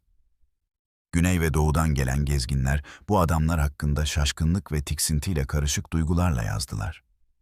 Ahmad İbni Fadlan adlı bilgili bir Arap elçisi, 922 yılında halk arasında kuş tüccarlarıyla karşılaştı, ünlü bir anlatı bıraktı. Uzun boylu, sarışın ve güçlü olduklarını, silahlarının temiz, kıyafetlerinin parlak olduğunu söylüyor. Ayrıca alışkanlıklarının inancını ve görgüsünü bozduğunu da söylüyor. Bir şefin cenazesinde bir geminin battığını, bir köle kızın efendisini ateşe kadar takip ettiğini gördü. Sözleri nazik değil, açık. Bunlar aynı zamanda bize eski yolların hala bütün ve kamuya açık olduğu uzak yollardan gelen servetin şiddetli gösteriler için ödendiği dönüşümden önceki bir anı görmemize yardımcı olur. Hazar kralları da bu yolları izliyordu. Bir süre Rus Hazarlara nehir geçişlerinde ödeme yaptı, sonra onlarla kendi topraklarında savaşmayı öğrendi. Paralar ve mühürler Rus mallarıyla aynı katmanda Kağanat'ın adını anar.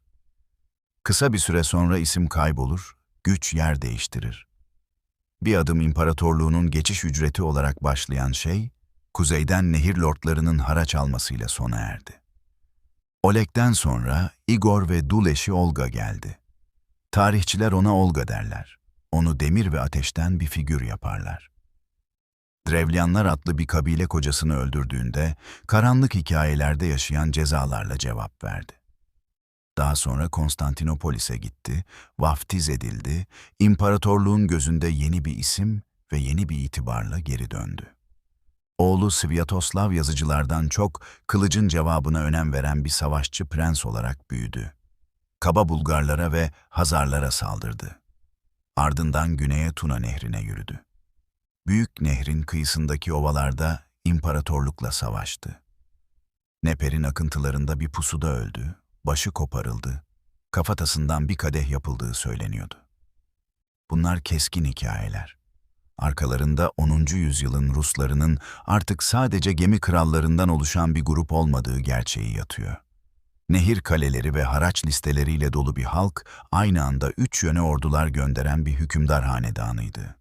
Hala pazarlarında dolaşabiliyoruz. Novgorod'da ıslak toprak, odun deri ve hatta tohum tasarrufu sağlar. Arkeologlar orada oyulmuş oyuncaklar ve üzerinde notlar, hesaplar yazılı bal mumu tabletler kaldırırlar. Orada yazılan dil çiftçilik yapan, üreten ve para kazanan halkın dili olan bir Slav dilidir. Prenslerin ve bazı kaptanlarının isimleri hala o eski kuzey sesini taşır. Kiev'de tepeler taş ve inanç birlikte güçlendiğinde yükselen toprak işleri ve kiliselerin hatlarını barındırır. Novgorod yakınlarındaki Smolensk kırsalında höyükler, nehrin kıyısında demirlemiş bir filo gibi sık bir şekilde durur. Bir kadının mezarında yerel halkın çok sevdiği boncuk ve muskaların yanında İskandinav tarzı oval broşlar bulunabilir. Para yolu nehirlerin yanında bir nehir gibi akar. Uzak Semerkant ve Bağdat'ta damgalanan dirhemler, kuzey yolları boyunca 10 binlerce olarak ortaya çıkar. Daha sonra incelirler. Yerlerini kısmen Bizans altını ve prensler kendi paralarını damgalamaya başladığında yerel paralar alır. Yüzler ve semboller. Gümüş kesmek endişe ve tutumluluğu gösterir. Küçük bronz terazilerde hassas ağırlıklar elde etmek için daha büyük parçalardan kesilen küçük lokmalar. Bir kol halkasından kesilen yarım daire bir kavanoz şarap için ödenir. Bir madeni paranın kırpılmış kenarı bir torba tuz satın alır. Her adım fetih değildi.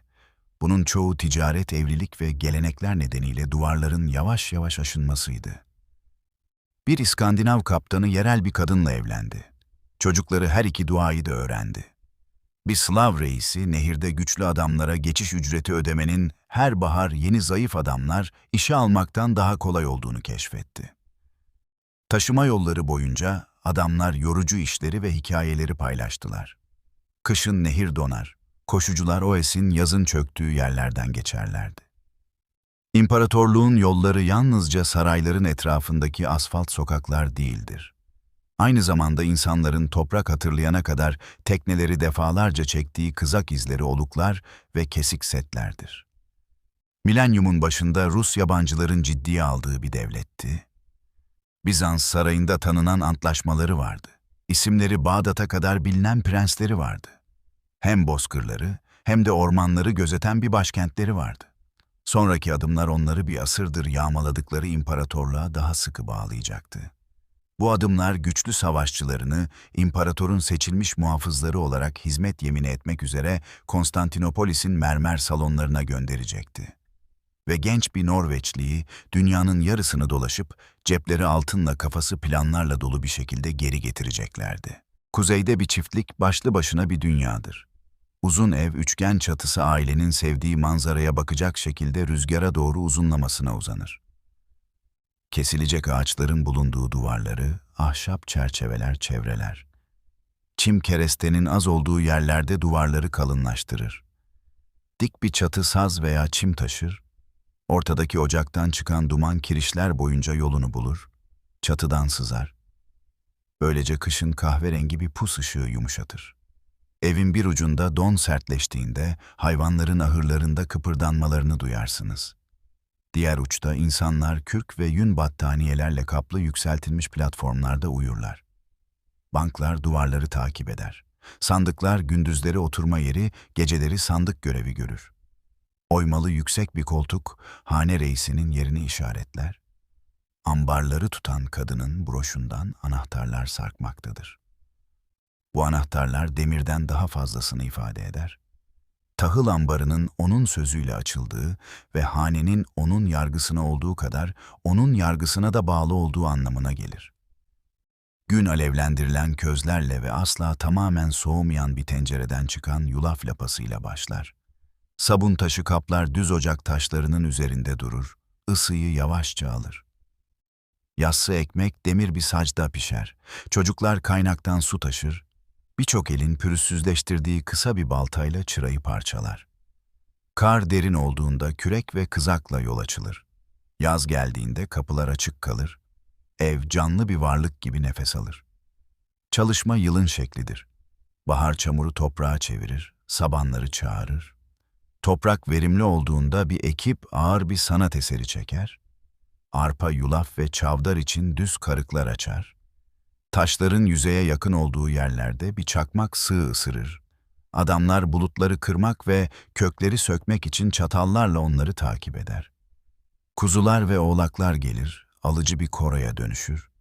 Arılar hasır kovanlarda vızıldar. Adamlar çitleri yamar, toprakları takas eder. Son sert karı görmek için zirveleri gözetler. Yaz bir telaştır. Bir ot biçecek her çayırdan saman kesilmeli. Sırıklarla taşınır, çimlerin altına yığılır. Balıklar nehirlerden yukarı ve ağlara doğru koşar. Tütsüleme odaları, somon ve alabalıklar yavaş ateşlerin üzerinde asılı dururken tatlı ve koyu bir renge bürünür. Morina deniz kenarındaki çerçevelerde sertçe kurur. Şans ve hava uygun olduğunda fok ve balina ziyafet verir. Sonbahar kesim zamanı ve hesaplaşma zamanıdır. Tereyağı fıçılara doldurulur. Peynir havanın yavaşça hareket ettiği raflara yerleştirilir. Et tuzlanır, kurutulur veya tütsülenir. Fıçılar arpadan demlenen ve otlarla tatlandırılan birayla doldurulur. Kış onarım ve hikayedir. Dokuma tezgahları sağlam eller altında şarkı söyler. Eritme ocağının bulunduğu kulübeden demir getirilir. Bataklık cevherini kaba çiçeklere dönüştüren alçak bir kil yığını. Demirci kömürü uyandırır, çiçeği çubuklara ayırır, kırağda çınlayan darbelerle çivileri, bıçakları ve menteşeleri çıkarır. Ticaret en ıssız çiftliğe bile ulaşır. Pazar günlerinde insanlar yürüyerek bir gün tekneyle 1 saat uzaklıktaki vadilerden gelirler. Ceplerden ve çantalardan teraziler ve ağırlıklar çıkar. Gümüş ağırlığa göre ölçülür. Madeni paralar kesilir. Yüzükler terazi kefelerindeki küçük taşlarla eşleşen düzgün kesirlere kesilir. Güneyden bir çömlekçi yerel bir kavanozun yüksek tezgahına gidecek parlak sırlı fincanlar hazırlar. Bir tarakçı her bir kılı yakalayan boynuz dişleri satar. Bir deri işçisi yeni ayakkabılar ve bir paket dolusu her şeyi getirir. Uzak kasabalara uğramış gemilerden cam boncuklar, demir kılıçlar ve çiftlik bıçağı kestiğinde keskinliğini koruyan kaliteli çelikler gelir. Hedebi bir Karibe ve Kaupang gibi kasabalar kolay demirleme yerleri boyunca büyür. Yollarında 10 dil duyabilirsiniz rüzgar doğru estiğinde. Bir çiftçi yün ve deri getirir, karısı için çok uzaklara atılmış tuz, demir ve bir iğneyle eve döner. Toplum bir merdivendir görebilirsiniz. Trallar en ağır işleri yapar. Genellikle hayvanların yanında uyurlar.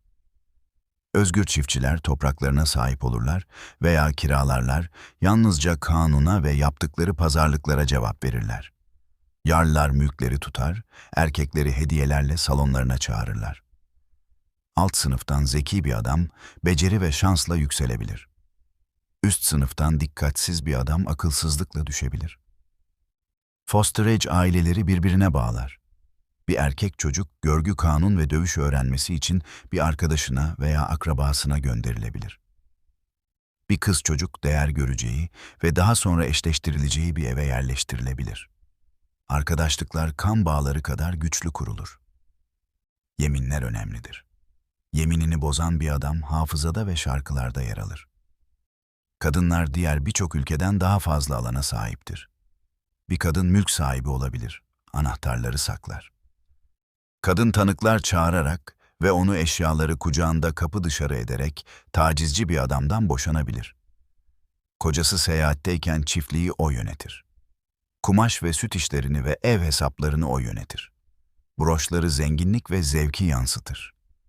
Oval broşlar ve boncuk dizileri uzun bir iç tunik üzerine giydiği elbiseyi tutturur. Yanında bir bıçak asılıdır. Bıçağı o taşır, onu o kullanır. Ölüler de aynı hikayeyi anlatır.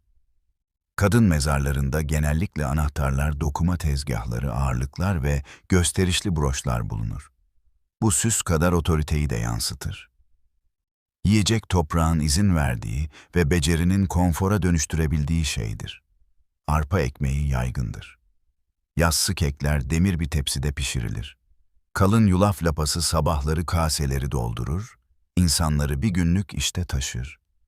Güveç kısık ateşte pişirilir, et ve kökler. Sızıntılar, lahana ve bezelye her kapının yakınında yetişir. Otlar lezzet ve ilaç verir, dereotu, maydanoz ve melek otu kendi yerini bulur. Balık her yerdedir. Ringa balığı ve morina tüm kıyıları besler. Somon ve alabalık mevsiminde akın eder, merdivenleri doldurur. Süt ürünleri bir sütundur. Ayran ve peynir altı suyu sıcak günlerde susuzluğu giderir. Yumuşak peynir ve sert peynir serin raflarda sıra halinde durur.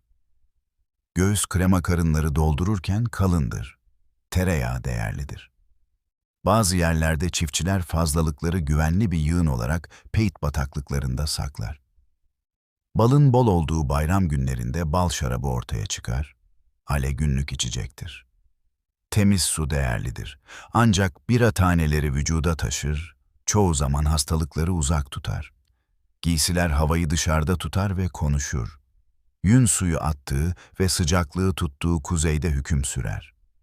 Keten içlikler yazın serin hissettirir. Boyalar maddeden renk çeker, birleşir ve kaynaklanır. Sağ omuza iğnelenmiş bir pelerin kılıç kolunu dondurur. İyi inek derisinden yapılmış çizmeler bir sıra gümüş değerindedir. Kürk süsler yanaklardaki kıraatı önler. Erkekler sakal veya bıyık bırakır, modaya uygun giyinirler. Saçlar her gün taranır. Cumartesi birçok yerde çamaşır günüdür. Komşular bunu fark eder. Müzik ve oyunlar kışı doldurur. Bir skald yüksek koltuğun yakınındaki bir bankta oturur. Akşamları kemik flütler ve tahta borular çıkar. Çocukların ilkbaharda bir gölete indirmek için tahta hayvanları ve oyulmuş tekneleri vardır. Yetişkinler hanefatafıl için patentli bir tahta üzerinde taşları iter. Ciddileşebilen bir kahkahayla sonuca bahis oynarlar. Scoutlar eski işleri anlatan yenilerine keskin bir bakış açısı getiren şiirler okuyarak et ve koltuk kazanırlar. İyi bir şair bir kavgayı övgü ve tek bir beyitle yaralayabilir. En iyiler bir halkın anısını kafalarında taşır, hiçbir kitabın boy ölçüşemeyeceği bir ses ve görüntü örgüsüyle geri verirler. İnanç yaklaşıyor. Erkekler ve kadınlar çiftlik salonlarında ve bazen kutsal korularda adaklar sunarlar. Torun adı fırtınalarda geçer. Deniz dikleştiğinde Freyja'dan iyi yıllar ve barış dilenir. Odin bilgelik veya zafer arayanların düşüncelerini alır. Bir rafta küçük bir resim boyundaki bir kayışta bir çekiç, bir kadehin eline geçmeden önce okunan bir dua. Bunlar günlük şeylerdir. Kış ortası günlerce sürebilen bir şölenle işaretlenir. İlk tahıl kabuğunun hasat zamanında kendi hakkı vardır. Birisi öldüğünde aile eski yolu veya yenisi o vadiye ulaştıysa yenisini seçer. Bir erkek silahlarıyla, bir kadın broşları ve boncuklarıyla gömülebilir. Bir tekne yere yerleştirilebilir, üzeri taşla doldurulabilir. Başka yerlerde bir mezar basittir, başına bir haç yerleştirilir. Her ikisinde de aşk ve hafıza aynı işi görür. Sağlık, şans ve beceri meselesidir. Ebeler iyi geçecek bir doğumun tüm belirtilerini ve tüm tehlike işaretlerini bilirler. Bitkiler ateşi düşürür, yaraları temizler. Kemikler atel ve umutla sabitlenir. İnsanlar bilginler gibi konuşmasalar bile tatlı suyun, temiz ellerin ve temiz havanın önemli olduğunu anlarlar. Bit tarakları yaygındır. Cımbızlar ve kulak kaşıkları küçük deri çantalarda saklanır. Bakımlı bir vücut kibir değildir. Hastalıklara karşı bir koruma ve komşulara saygı göstergesidir. El sanatları çiftliği dünyaya bağlar. Dokumacılık kendi krallığını korur. Tezgah ağırlıkları düzgün sıralar halinde asılır. Bir dokumacı renkleri ve desenleri kontrol eder, bir kaptanın gemiyi kontrol etme şekli. Kil veya taştan yapılmış iyi çarkları avuç içinde ağır durur. Becerikli bir kadın yapağı nehir kadar sağlam bir ipliğe dönüştürebilir. Bu iplik gümüş azaldığında para yerine geçebilecek sağlam bir kumaş olan vadmal olur. Demir güne şekil verir. Yapabilen ve onarabilen bir çiftçi herhangi bir masada yerini hak eder. İyi ıslak bir taş aletleri keskin tutar. Ormandaki katran çukurları gövdelerin ve çatıların su geçirmezliği için çamı zift haline getirir. Kışın erkekler halat ve perçin yapar, her yolculuğun ihtiyaç duyduğu küçük şeyleri. Çocuklar işlerinin yanında durarak öğrenerek büyürler. Bir erkek çocuğu kuzu kesmeye yardım eder, sabrı öğrenir. Bir kız çocuğu raftaki peyniri sayar, yılın ölçeğini öğrenir. Daha büyük çocuklar vadide öğretmeye istekli biri varsa tahtaya veya kemiğe kazınmış rünleri okurlar. Rünler isimler, kısa mesajlar ve dualar içerir. Daha sonra yerlerini Latin harflerine bırakacaklar ama şimdilik işe yarıyorlar.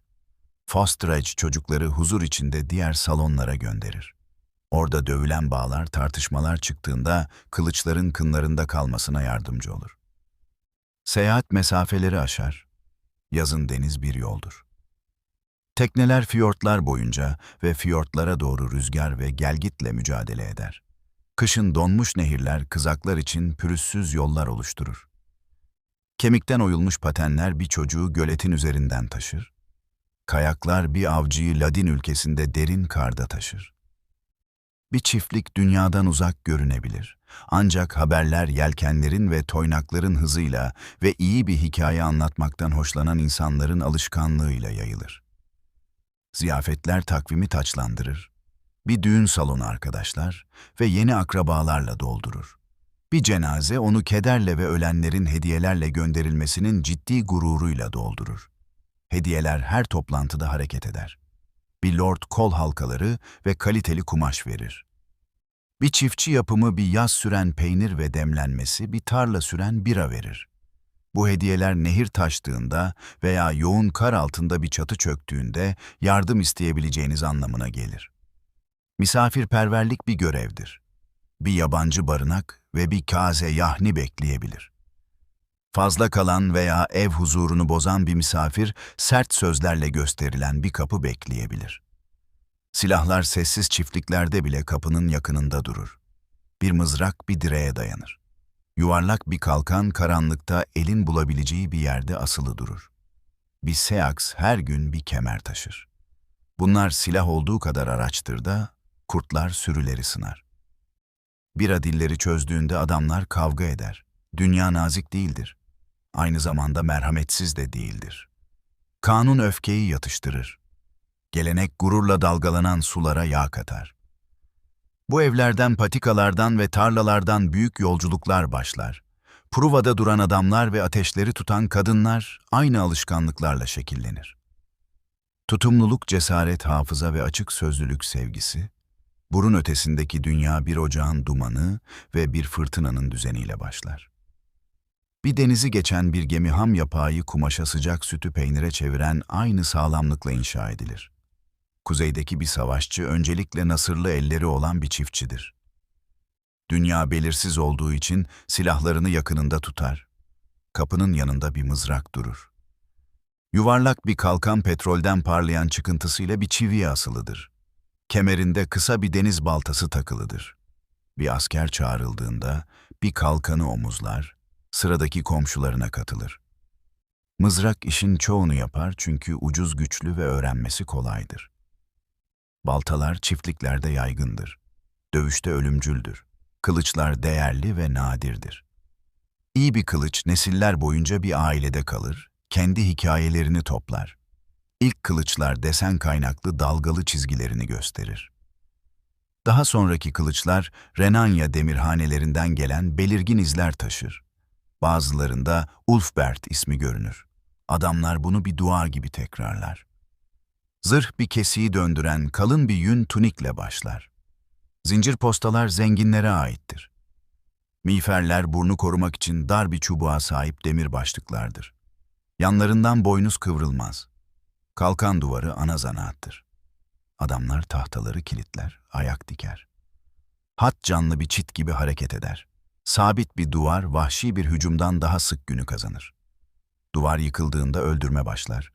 Hikayeler kalkanlarının kenarını ısıran savaşa deliler gibi atılan berserkerlerden bahseder. Böyle adamlar olmuş olabilir. Hiçbir zaman kural olmadılar. Çoğu dövüş çamur ve duman içinde disiplin ve soğukkanlılıkla yapılan iştir. Okçular duvarın arkasında durur. Oklarını yüzlere ve boşluklara fırlatır. Sapan taşları ıslık çalar. Sonrasında yaralılar inler. Hayatta kalanlar ganimetleri ve dostları sayar.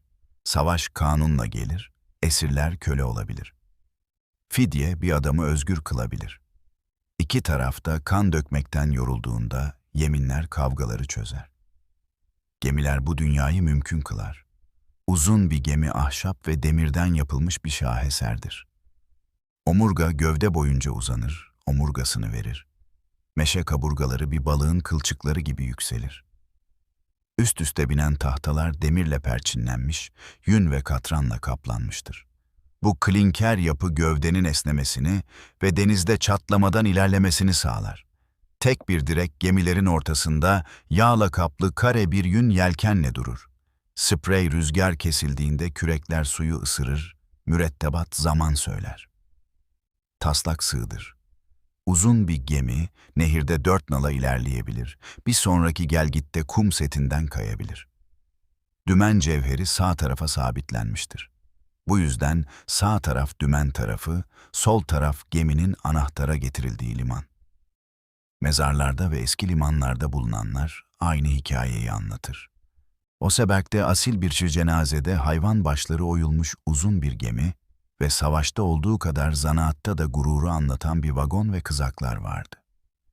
Gokstad'da açık su için geniş kirişli ve tatlı hatlara sahip bir höyüğün altında başka bir gemi yatıyordu. Danimarka'da Skuldelev 5 bir fiyortta bariyer olarak batırıldı, şimdi bir müzede ahşap ve demir okulunu sergiliyor. Bir gövde hızlı bir savaş gemisi, biri sağlam bir tüccar. Bunlar kuzeyin amaca uygun inşa edildiğini gösteriyor. Knör, yün ve kereste için derin bir göbeğe sahip kargo teknesidir. Kaygan ve sinsi olanlar hız ve çabuk inişler için eğilmiş savaş gemileridir. Yelkenler bitki boyalarından ve kumaşa dokunmuş çizgilerden renk alabilir. Halatlar kenevir ve hayvan kılından yapılır. Çamdan elde edilen katran dikişleri doldurur. Tüm bunlar beceri üzerine beceri katmanlarıdır. Her perçin başı kaç darbenin işe yarayacağını bilen bir el tarafından dövülür. Navigasyon işaretler ve hafızanın bir zanaatıdır. Mürettebat dalgaların setini ve öğleden sonra tırmanan bulutların izini okur. Kuşlar alışkanlıklarını biliyorsanız karadan bahseder. Balinalar derin suları ve beslenme alanlarını gösterir. Önünde donya olan bir sondaj hattı, dibi adlandırmak için kum ve deniz kabuğu getirir. İnsanlar güneşe ve gecede dönen parlak yıldızlara göre yön bulurlar. Siste yanaklarındaki rüzgara ve denizin hissine göre rotalarını tutarlar. Denizciler bulutların arasından ışığı bulan güneş taşından bahseder. Doğru olsun ya da olmasın, gerçek şu ki gitmek istedikleri yere şansın izin verdiğinden daha sık ulaştılar. Bu gemileri Kuzey Denizi'nden geçirdiler. Sene Nehri'nden aşağı, Dniper Nehri'nden yukarı ve buz kenarı boyunca Grönland'a götürdüler. Kuzey iyi bir gövdeye ve berrak bir kafaya güvenmeyi öğrendiği için dünya açıldı. Zenginlik bu güvertelerde kayıyordu. Hedebi ve Birka gibi pazarlar iyi demirleme yerlerinin yanında büyüdü. Her kıyıdan mal çekti. Tüccarlar ördek ve fıçı şeklindeki düzgün bronz ağırlıklarla küçük terazilerde gümüşü tartıyorlardı. Yüzük parası kollarda durur, adil bir fiyat ödemek için kesilirdi. Gümüş deri çantalarda şıngırdadı. Hiç kral görmemiş bir adam uzak yerlerden gelen paralara dokunarak isim verebilirdi. Baltık kıyılarından gelen kehribar güneye, Grönland'dan gelen morse dişi doğuya giderdi. Kürkler bal mumu keten demir stok balığı ve yünlü kumaş güvertelerden ve sınırlardan geçerdi. Karşılığında cam boncuklar, baharatlar, şarap ve düzgün harflerle maker işaretli bıçaklar gelir. Ticaret kasabaları inşa eder. Kasabalar insanlara saymayı ve sözlerini tutmayı öğretir. Bir şöhret size itibar kazandırabilir veya bir kapıyı kapatabilir. Sanat ve zanaat günlük hayatı doldurur. Marangozlar pruvaları nefes alıyormuş gibi görünen hayvanlara dönüştürür. Hayvan stilleri bugün isimlere sahiptir. Çünkü formları çok sağlamdır. Borre stilinin sıkı düğümleri ve kavrayıcı hayvanları. Jelling stilinin cesur kurdeleleri ve ayakta duran hayvanları. Urnes stilinin duman gibi kıvrılan ince hayvanları ve incecik filizleri. Metal işçileri bronz ve gümüşten broşlar döker. Demirciler demirin kenarının ısırmaya dayanıklı olması için bıçakları sertleştirir. Dokumacılar renklerle parlayan tablet, dokuma bantlarla tunikleri bitirir. Tablet kordonları ayrıca yelkenleri bağlar. Yıpranmayan koşum takımları yaparlar. Oseberg gibi gemi cenazelerinde vagonlar, kızaklar ve duvar halıları zamanla solmayan bir çizgi ve hikaye zevki gösterir. Kelimeler baltalar kadar keskin araçlardır. Rünler tahtaya, kemiğe ve taşa oyulmuş isimler ve kısa mesajlar taşır. Eski rün seti çağın konuşmasına uyan daha az işaret içeren, daha yeni bir sete yerini bıraktı. Rün taşları yolların kenarlarında ve çiftlik kapılarında yükselir. Ölüleri överler, toprağı işaretlerler. Bir baba yolculukta ölen oğlu için bir taş diker. Bir mürettebat doğuda kaybolan bir kaptan için bir taş diker. Danimarka'daki Jelling taşları krallarla ve yeni bir inançla övünür. Rök'teki ve İsveç'in ada yollarındaki taşlar uzun bilmeceler ve sert övünmeler anlatır. Daha sonra Kuzey Latin harflerini öğrenir. İzlanda'dan bir yazı seli gelir. Şairler ve katipler hafızayla yaşayan sagaları yazarlar. Daha ondan önce Skald yüksek koltuğun yanında durmuş kılıcı yara ateşine gemiyi deniz aygırına çeviren Kennings'lerle katı bir ölçüyle dizeler yazıyordu. Bilge bir lord onlara iyi para ödüyordu. Övgü bir ismi yaşatabilirdi. Hiciv onu mahvedebilirdi. Bakım ve giyim önemlidir. Boynuz tarakları mezarlarda bıçaklar kadar sık bulunur.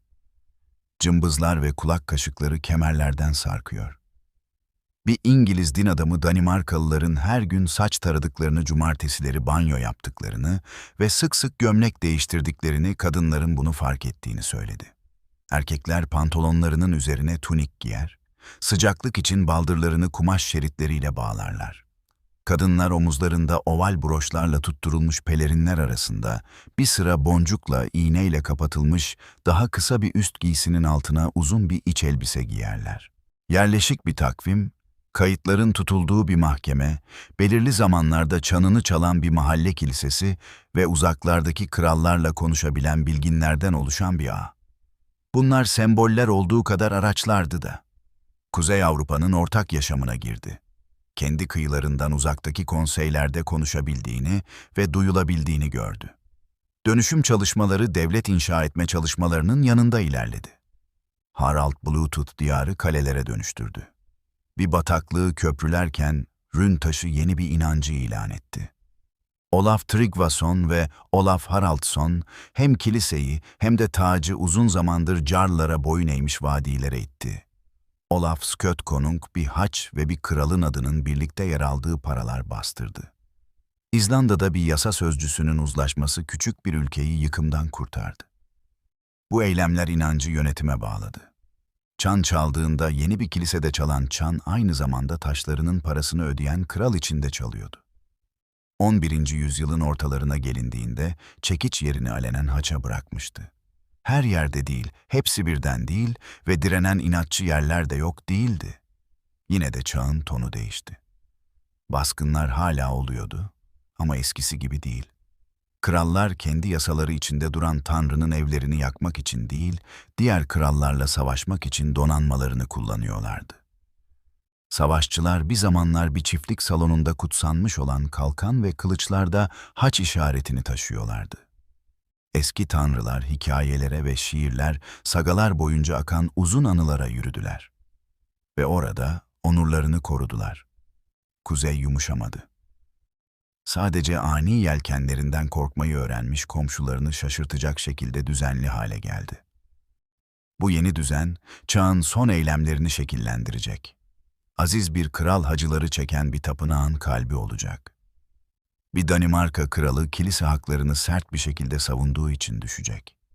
Deneyimli bir Norveçli taç peşinde güneye at sürecek, kaderiyle İngiliz topraklarında karşılaşacak. Sonra Norman kıyılarından bir dük haçlı bir bayrak ve zift ve tuz kokan bir geçmişle karşıya geçecek.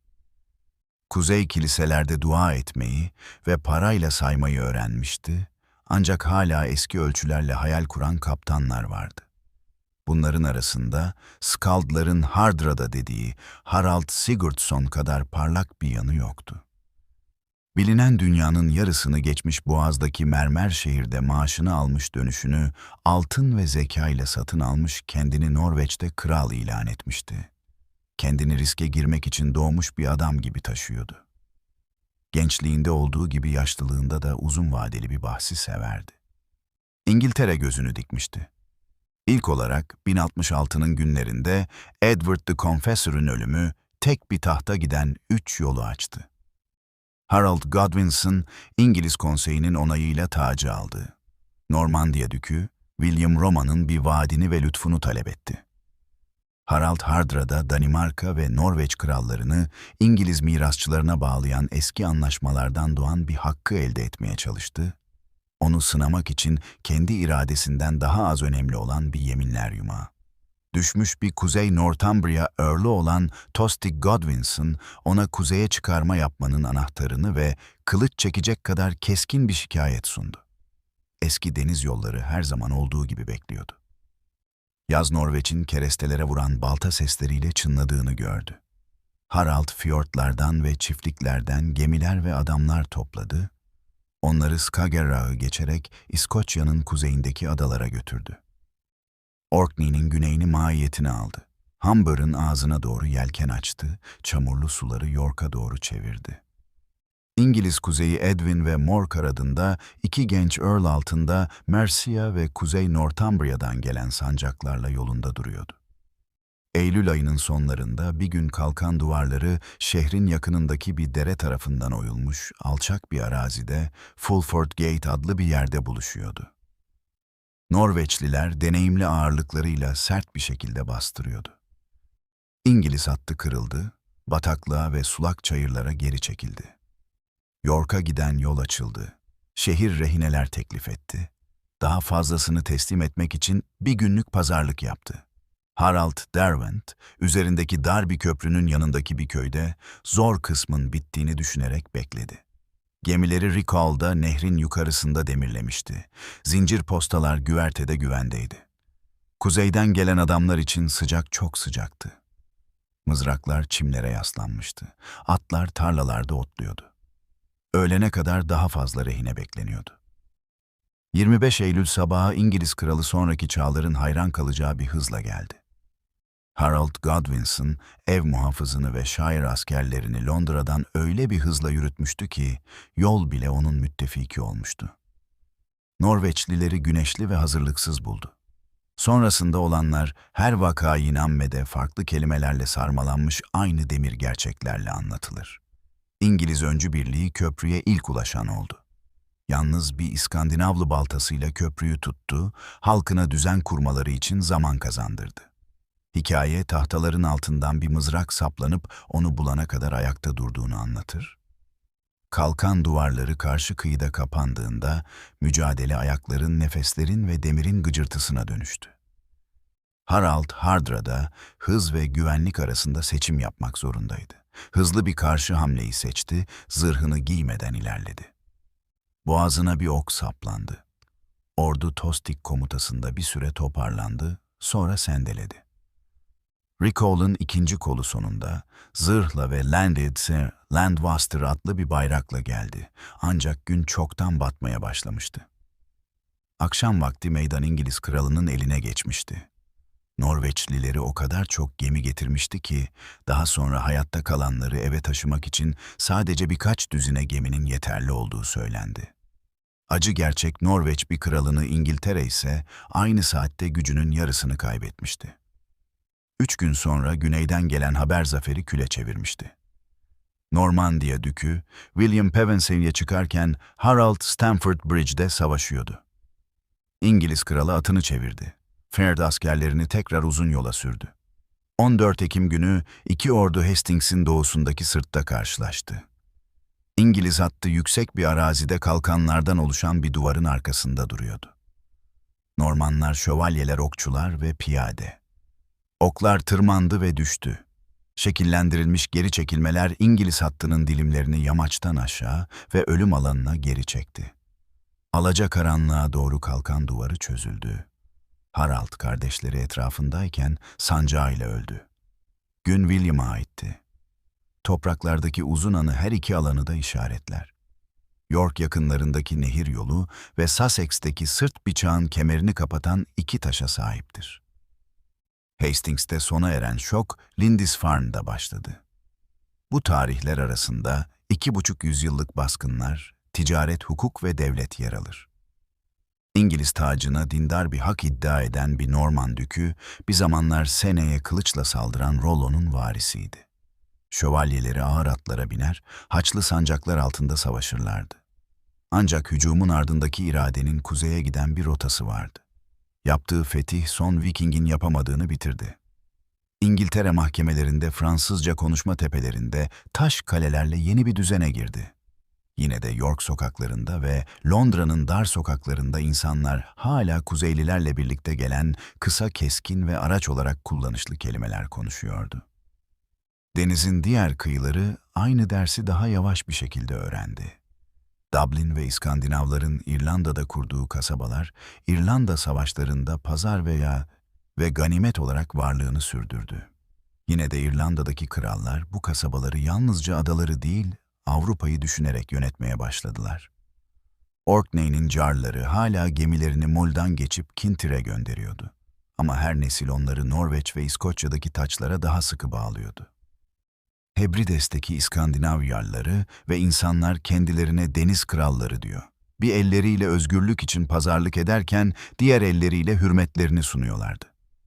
Deniz halkları yok olmaz. Pazarlıkları değiştirirler. 12. yüzyılda akıncı oldukları kadar vasal da oldular.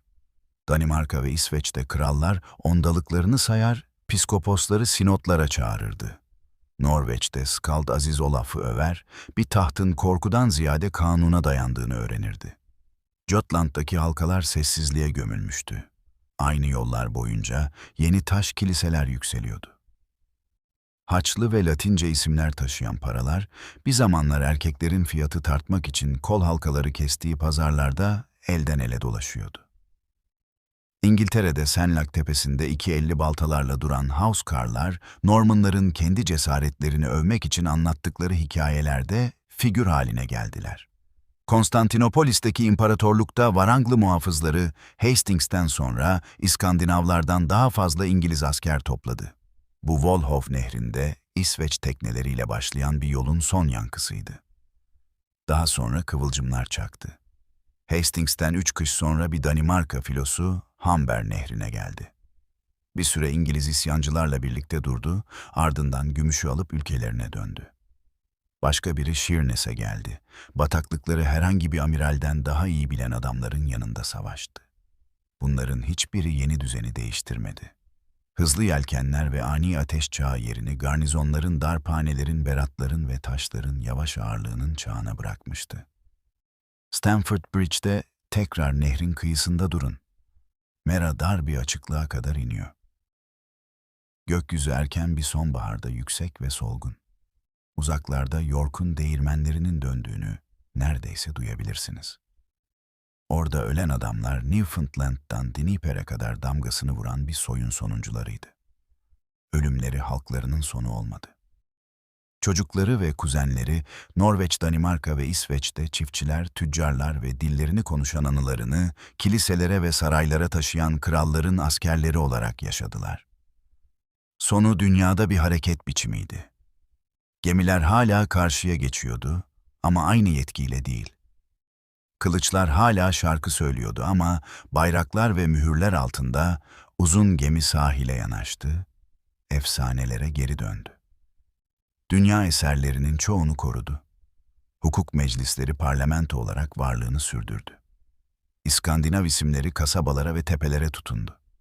Sky, egg, window, law, wrong, get, give they them their gibi kelimeler İngilizce'de kaldı. Eski tanrılar tamamen gitmedi. Şiire, tahta oymaya ve kış masallarına yöneldiler. Armalardaki rüzgar onları asla unutmaz. Gri bir denizde bir martının çığlığı insanları oyalamaya çağıran sese hala benziyor. Yelkenler toplanıp uzun gemiler gelgit çizgisinin üzerine çekildiğinde Viking çağının izi hareket etmeye devam etti. Kelimelerde, kayınlarda, kasaba sokaklarında ve insanların cesaret ve yönetim hakkındaki düşüncelerinde hareket etti. York'ta durun ve Bay ve Gate ile biten sokak adlarını dinleyin.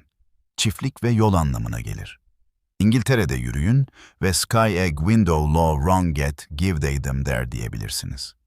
Bu yaygın kelimeler çok az kişinin fark ettiği kadar derin bir şekilde İngilizce konuşmasına yerleşmiş İskandinav hediyeleridir. İrlanda'da gemi kampları olarak başlayan kasabalar kalıcı şehirlere dönüştü. Dublin, Waterford, Wexford, Limerick ve Cork, tahta palisatlardan ve çamurlu anahtarlardan paraların dolaştığı dillerin karıştığı pazarlara dönüştü. İskoçya'da Orkney ve Shetland adaları, İskandinav ve Gael'in yiyecek ve akrabalarını paylaştığı yeni bir kıyı halkı oluşturduğu salonlara ev sahipliği yaptı. Kanalın karşısında Rouen ve Caen Norman egemenliğini ileriye taşıdı. Eski Northman adı krallar yaratan bir dükün adı olarak yeni bir anlam buldu. Avrupa'nın şekli Vikinglerin test ettiği çizgiler boyunca değişti. Batıda Rollo'nun Epte Nehri üzerindeki pazarlığından doğan Normanlar, ağır atlara binmeyi taştan inşa etmeyi öğrendiler. William'la İngiltere'ye geçtiler, sonra güneye yöneldiler. Bu hanedanın oğulları Sicilya'yı ve Güney İtalya'nın bazı bölgelerini ele geçirdi. Yunan, Arap, Latin ve İskandinav geleneklerinin bir odada hiç şaşırmadan sergilendiği saraylar kurdular. Doğuda İsveçlilerin ormanlara ve bataklıklara açtığı yollar yeni bir krallık dizisi oluşturdu. Novgorod ve Kiev Rusları nehirlerden haraç aldılar. Üvey lordlar ve imparatorlarla savaştılar. Büyük şehirde antlaşmalar imzaladılar. Adlarını sonraki yüzyıllara taşıyacak devletlerin temellerini attılar. Rus kelimesi Rusya ve Rutenya'ya yayıldı. Bir nehir kelimesi olarak başladı. Şimdi haritalarda yaşıyor. Kuzey burunlarında İzlandalılar farklı bir miras bıraktılar. Kralı olmayan bir devlet kurdular. Thingvellir Thingfjordlar ve lavlar arasında dağılmış insanlara yasal bir buluşma yeri sağladı. Açık konuşma ve hatırlanan hukuk alışkanlığı sürdü. Çok az krallığın boy ölçüşebileceği bir edebiyat yetiştirdi. Kış ışığının zayıfladığı ahşap salonlarda klerkler sagaların övgülerini ve skaltların şarkılarını yazdı. Şair diline ve katil ellerine sahip Egil gibi adamlardan bahsettiler. Çiftlikleri ve kaderleri yönlendiren bilge kadınlardan bahsettiler. Kan davalarından ve Landnam'dan, gemilerden ve fırtınalardan, krallardan ve gemi kaptanlarından bahsettiler. Başka bir kitapta Snorri adında bir adam, sonraki çağların Odin, Thor ve Freyja'nın adlarını ve Ragnarök adlı bir dünyanın kıyametini bilmesi için tanrıların bilgisini Edda'ya dönüştürdü. O adanın mürekkebi işinin çoğunu çelik ve katranla yapmış bir çağın seslerini kurtardı. Kanun ve yönetim bu çağ yüzünden değişti ve ardından insanları değiştirdi sıra. İlk akınlar başladığında her şey çoktan eskimişti. Krallığın ve kilisenin baskısı altında meclisler daha sağlam araçlar haline geldi. Danimarka'da halkalar ve Jelling yakınlarındaki uzun köprü düz çizgiler ve dik açılarla düşünen bir zihni gösteriyor. İngiltere'de Alfred'in burhları, pazarları mızrak yuvalarına dönüştürdü. Shire kasabaları ve kraliyet darphaneleri için örnek oluşturdu. Norveç'te Gulating ve Frostating kanunları toprak sınırlar ve kralın vergileri hakkında kurallar koydu. İsveç'te Sigtuna kraliyet isminin yanında bir haç bulunan paralar bastırdı. Paralar sayana kadar sessizdir.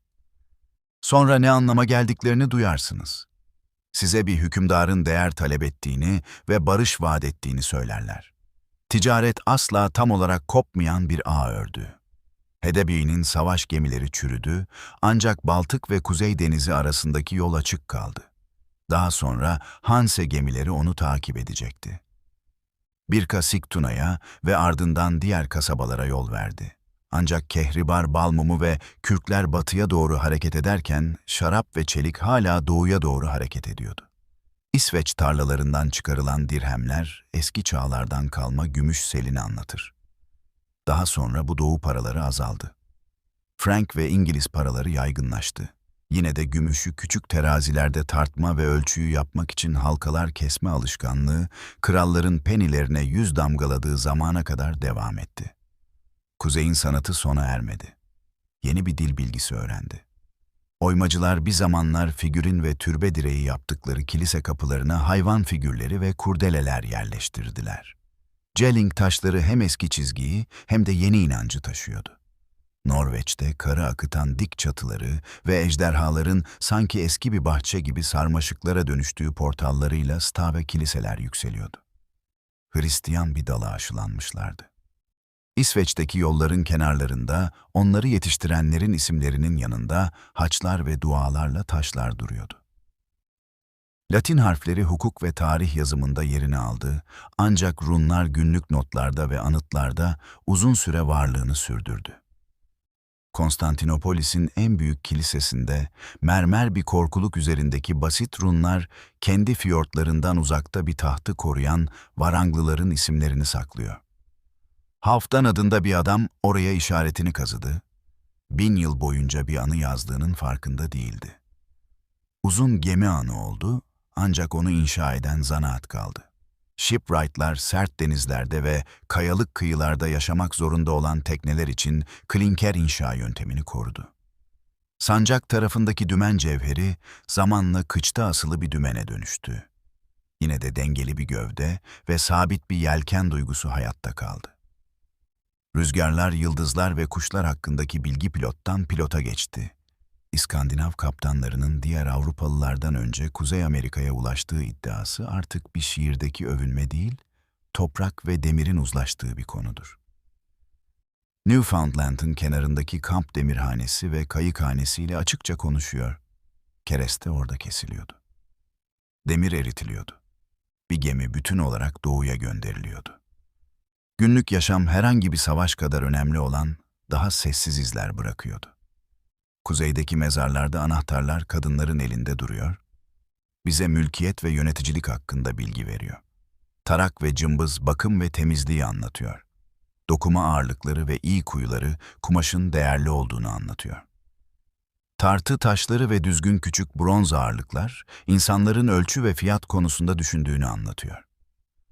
Oyun tahtaları kış gecelerini kahkaha ve sessiz rekabet içinde anlatıyor. Oseberg ve Gokstad'daki büyük höyükler bazılarının şiirlerdeki prensler gibi gönderildiğini söyler. Basit eşyalarla dolu birçok küçük cenaze çoğunun sevgi ve yol için biraz yiyecekle gönderildiğini söyler. Kilise kuzeyi aldı, kuzey kilisenin kenarını yeniden şekillendirdi. Mahalle çanları günü belirler. Bayram günleri yılı belirler. Hacılar Aziz Olaf'ın türbesine dokunmak için Nidaros'a yürüdüler. Piskoposlar krallarla tartıştılar. Krallar Tanrı'nın isteği kadar o şeyin başındaki adamların isteğiyle de taç takmayı öğrendiler. Eski tanrılar ölmedi. Hafızanın köşelerine ve şiir dizelerine taşındılar. Haftanın günleri hala isimlerini taşır. Çarşamba, Perşembe, Cuma. Bunları yüksek sesle söylerseniz, Latince ayinin ardındaki eski dünyayı hala duyabilirsiniz. Savaş kıyafetini değiştirdi ama kemiklerini değil. Ashdown ve Eddington'da tutunan Stamford Bridge'de yıkılan kalkan duvarı, kralların salonlarında para için savaşan adamların saflarına dönüştü. Waranglı'nın baltası bir İngiliz ev muhafızının baltası ve ardından Sussex'teki sert bir araziyi anlatan bir Norman şarkısındaki anı oldu. Akıncı muhafız oldu. Muhafız vasal oldu. Vasal bayram günlerinde ipek giyen büyük babaları, bir kol halkasından kesilmiş gümüş için bir şefi takip eden adamlara emir veren subay oldu. Vikinglerin efsanesi gemileri gittikten sonra büyüdü. Bazıları onları boynuzlu dudaklarında kan olan şeytanlar yaptı.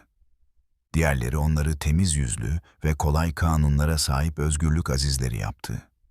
Gerçek ikisinin arasında ve daha güçlüdür. Onlar çiftçilerdi, tüccarlardı, denizcilerdi, şairlerdi, demircilerdi, marangozlardı ve evet katillerdi. Hepsi tek bir gökyüzünün altında. Dünyaları parçaladılar, dünyalar inşa ettiler. En büyük eserleri Avrupa'nın uçlarını tek bir uyanık haritaya çekmek olmuş olabilir. Onların çağı başladığında Lindisfarne'daki bir keşiş, Paris'teki bir kralın iradesini hissetmeden yaşayabilir ve ölebilirdi. Onların çağı sona erdiğinde Paris, Londra ve Kuzey saraylarındaki krallar birbirlerini izlediler. Birçok pazarda aynı anlama gelen paralar bastılar. Kuzey limanında gelgit sırasında durun. Dövülmüş bronz gibi parlayan kaya yosunlarına bakın. Direk halatlarının gıcırdamasını ve korunun çağrısını duyun. Bu kıyılardan ayrılan insanlar milyonların konuştuğu dilleri yerleştirdi. Parlamentoları hala yönlendiren yasalar koydu, hala nefesini tutan kitaplar yazdı. Tanrıları hikayelerde yürür. Aletleri müzelerde ve hala klinker yapan ellerde sert sular için tekneler inşa etti, salonları gitti. Yine de konuşmak ve yargılamak için bir araya gelme alışkanlığı devam ediyor. Sonsuza dek sürmediler. Hiçbir halk sürmez. Ama kıyılara satışları mahkemelere de yasaları dinlemeyi öğrettiler. İyi geceler sevgili izleyiciler. Rüyalarınızda fiyortlar ve ejder yelkenleri olsun. Kanalımızı destekleyin, abone olun ve bir sonraki seride görüşelim.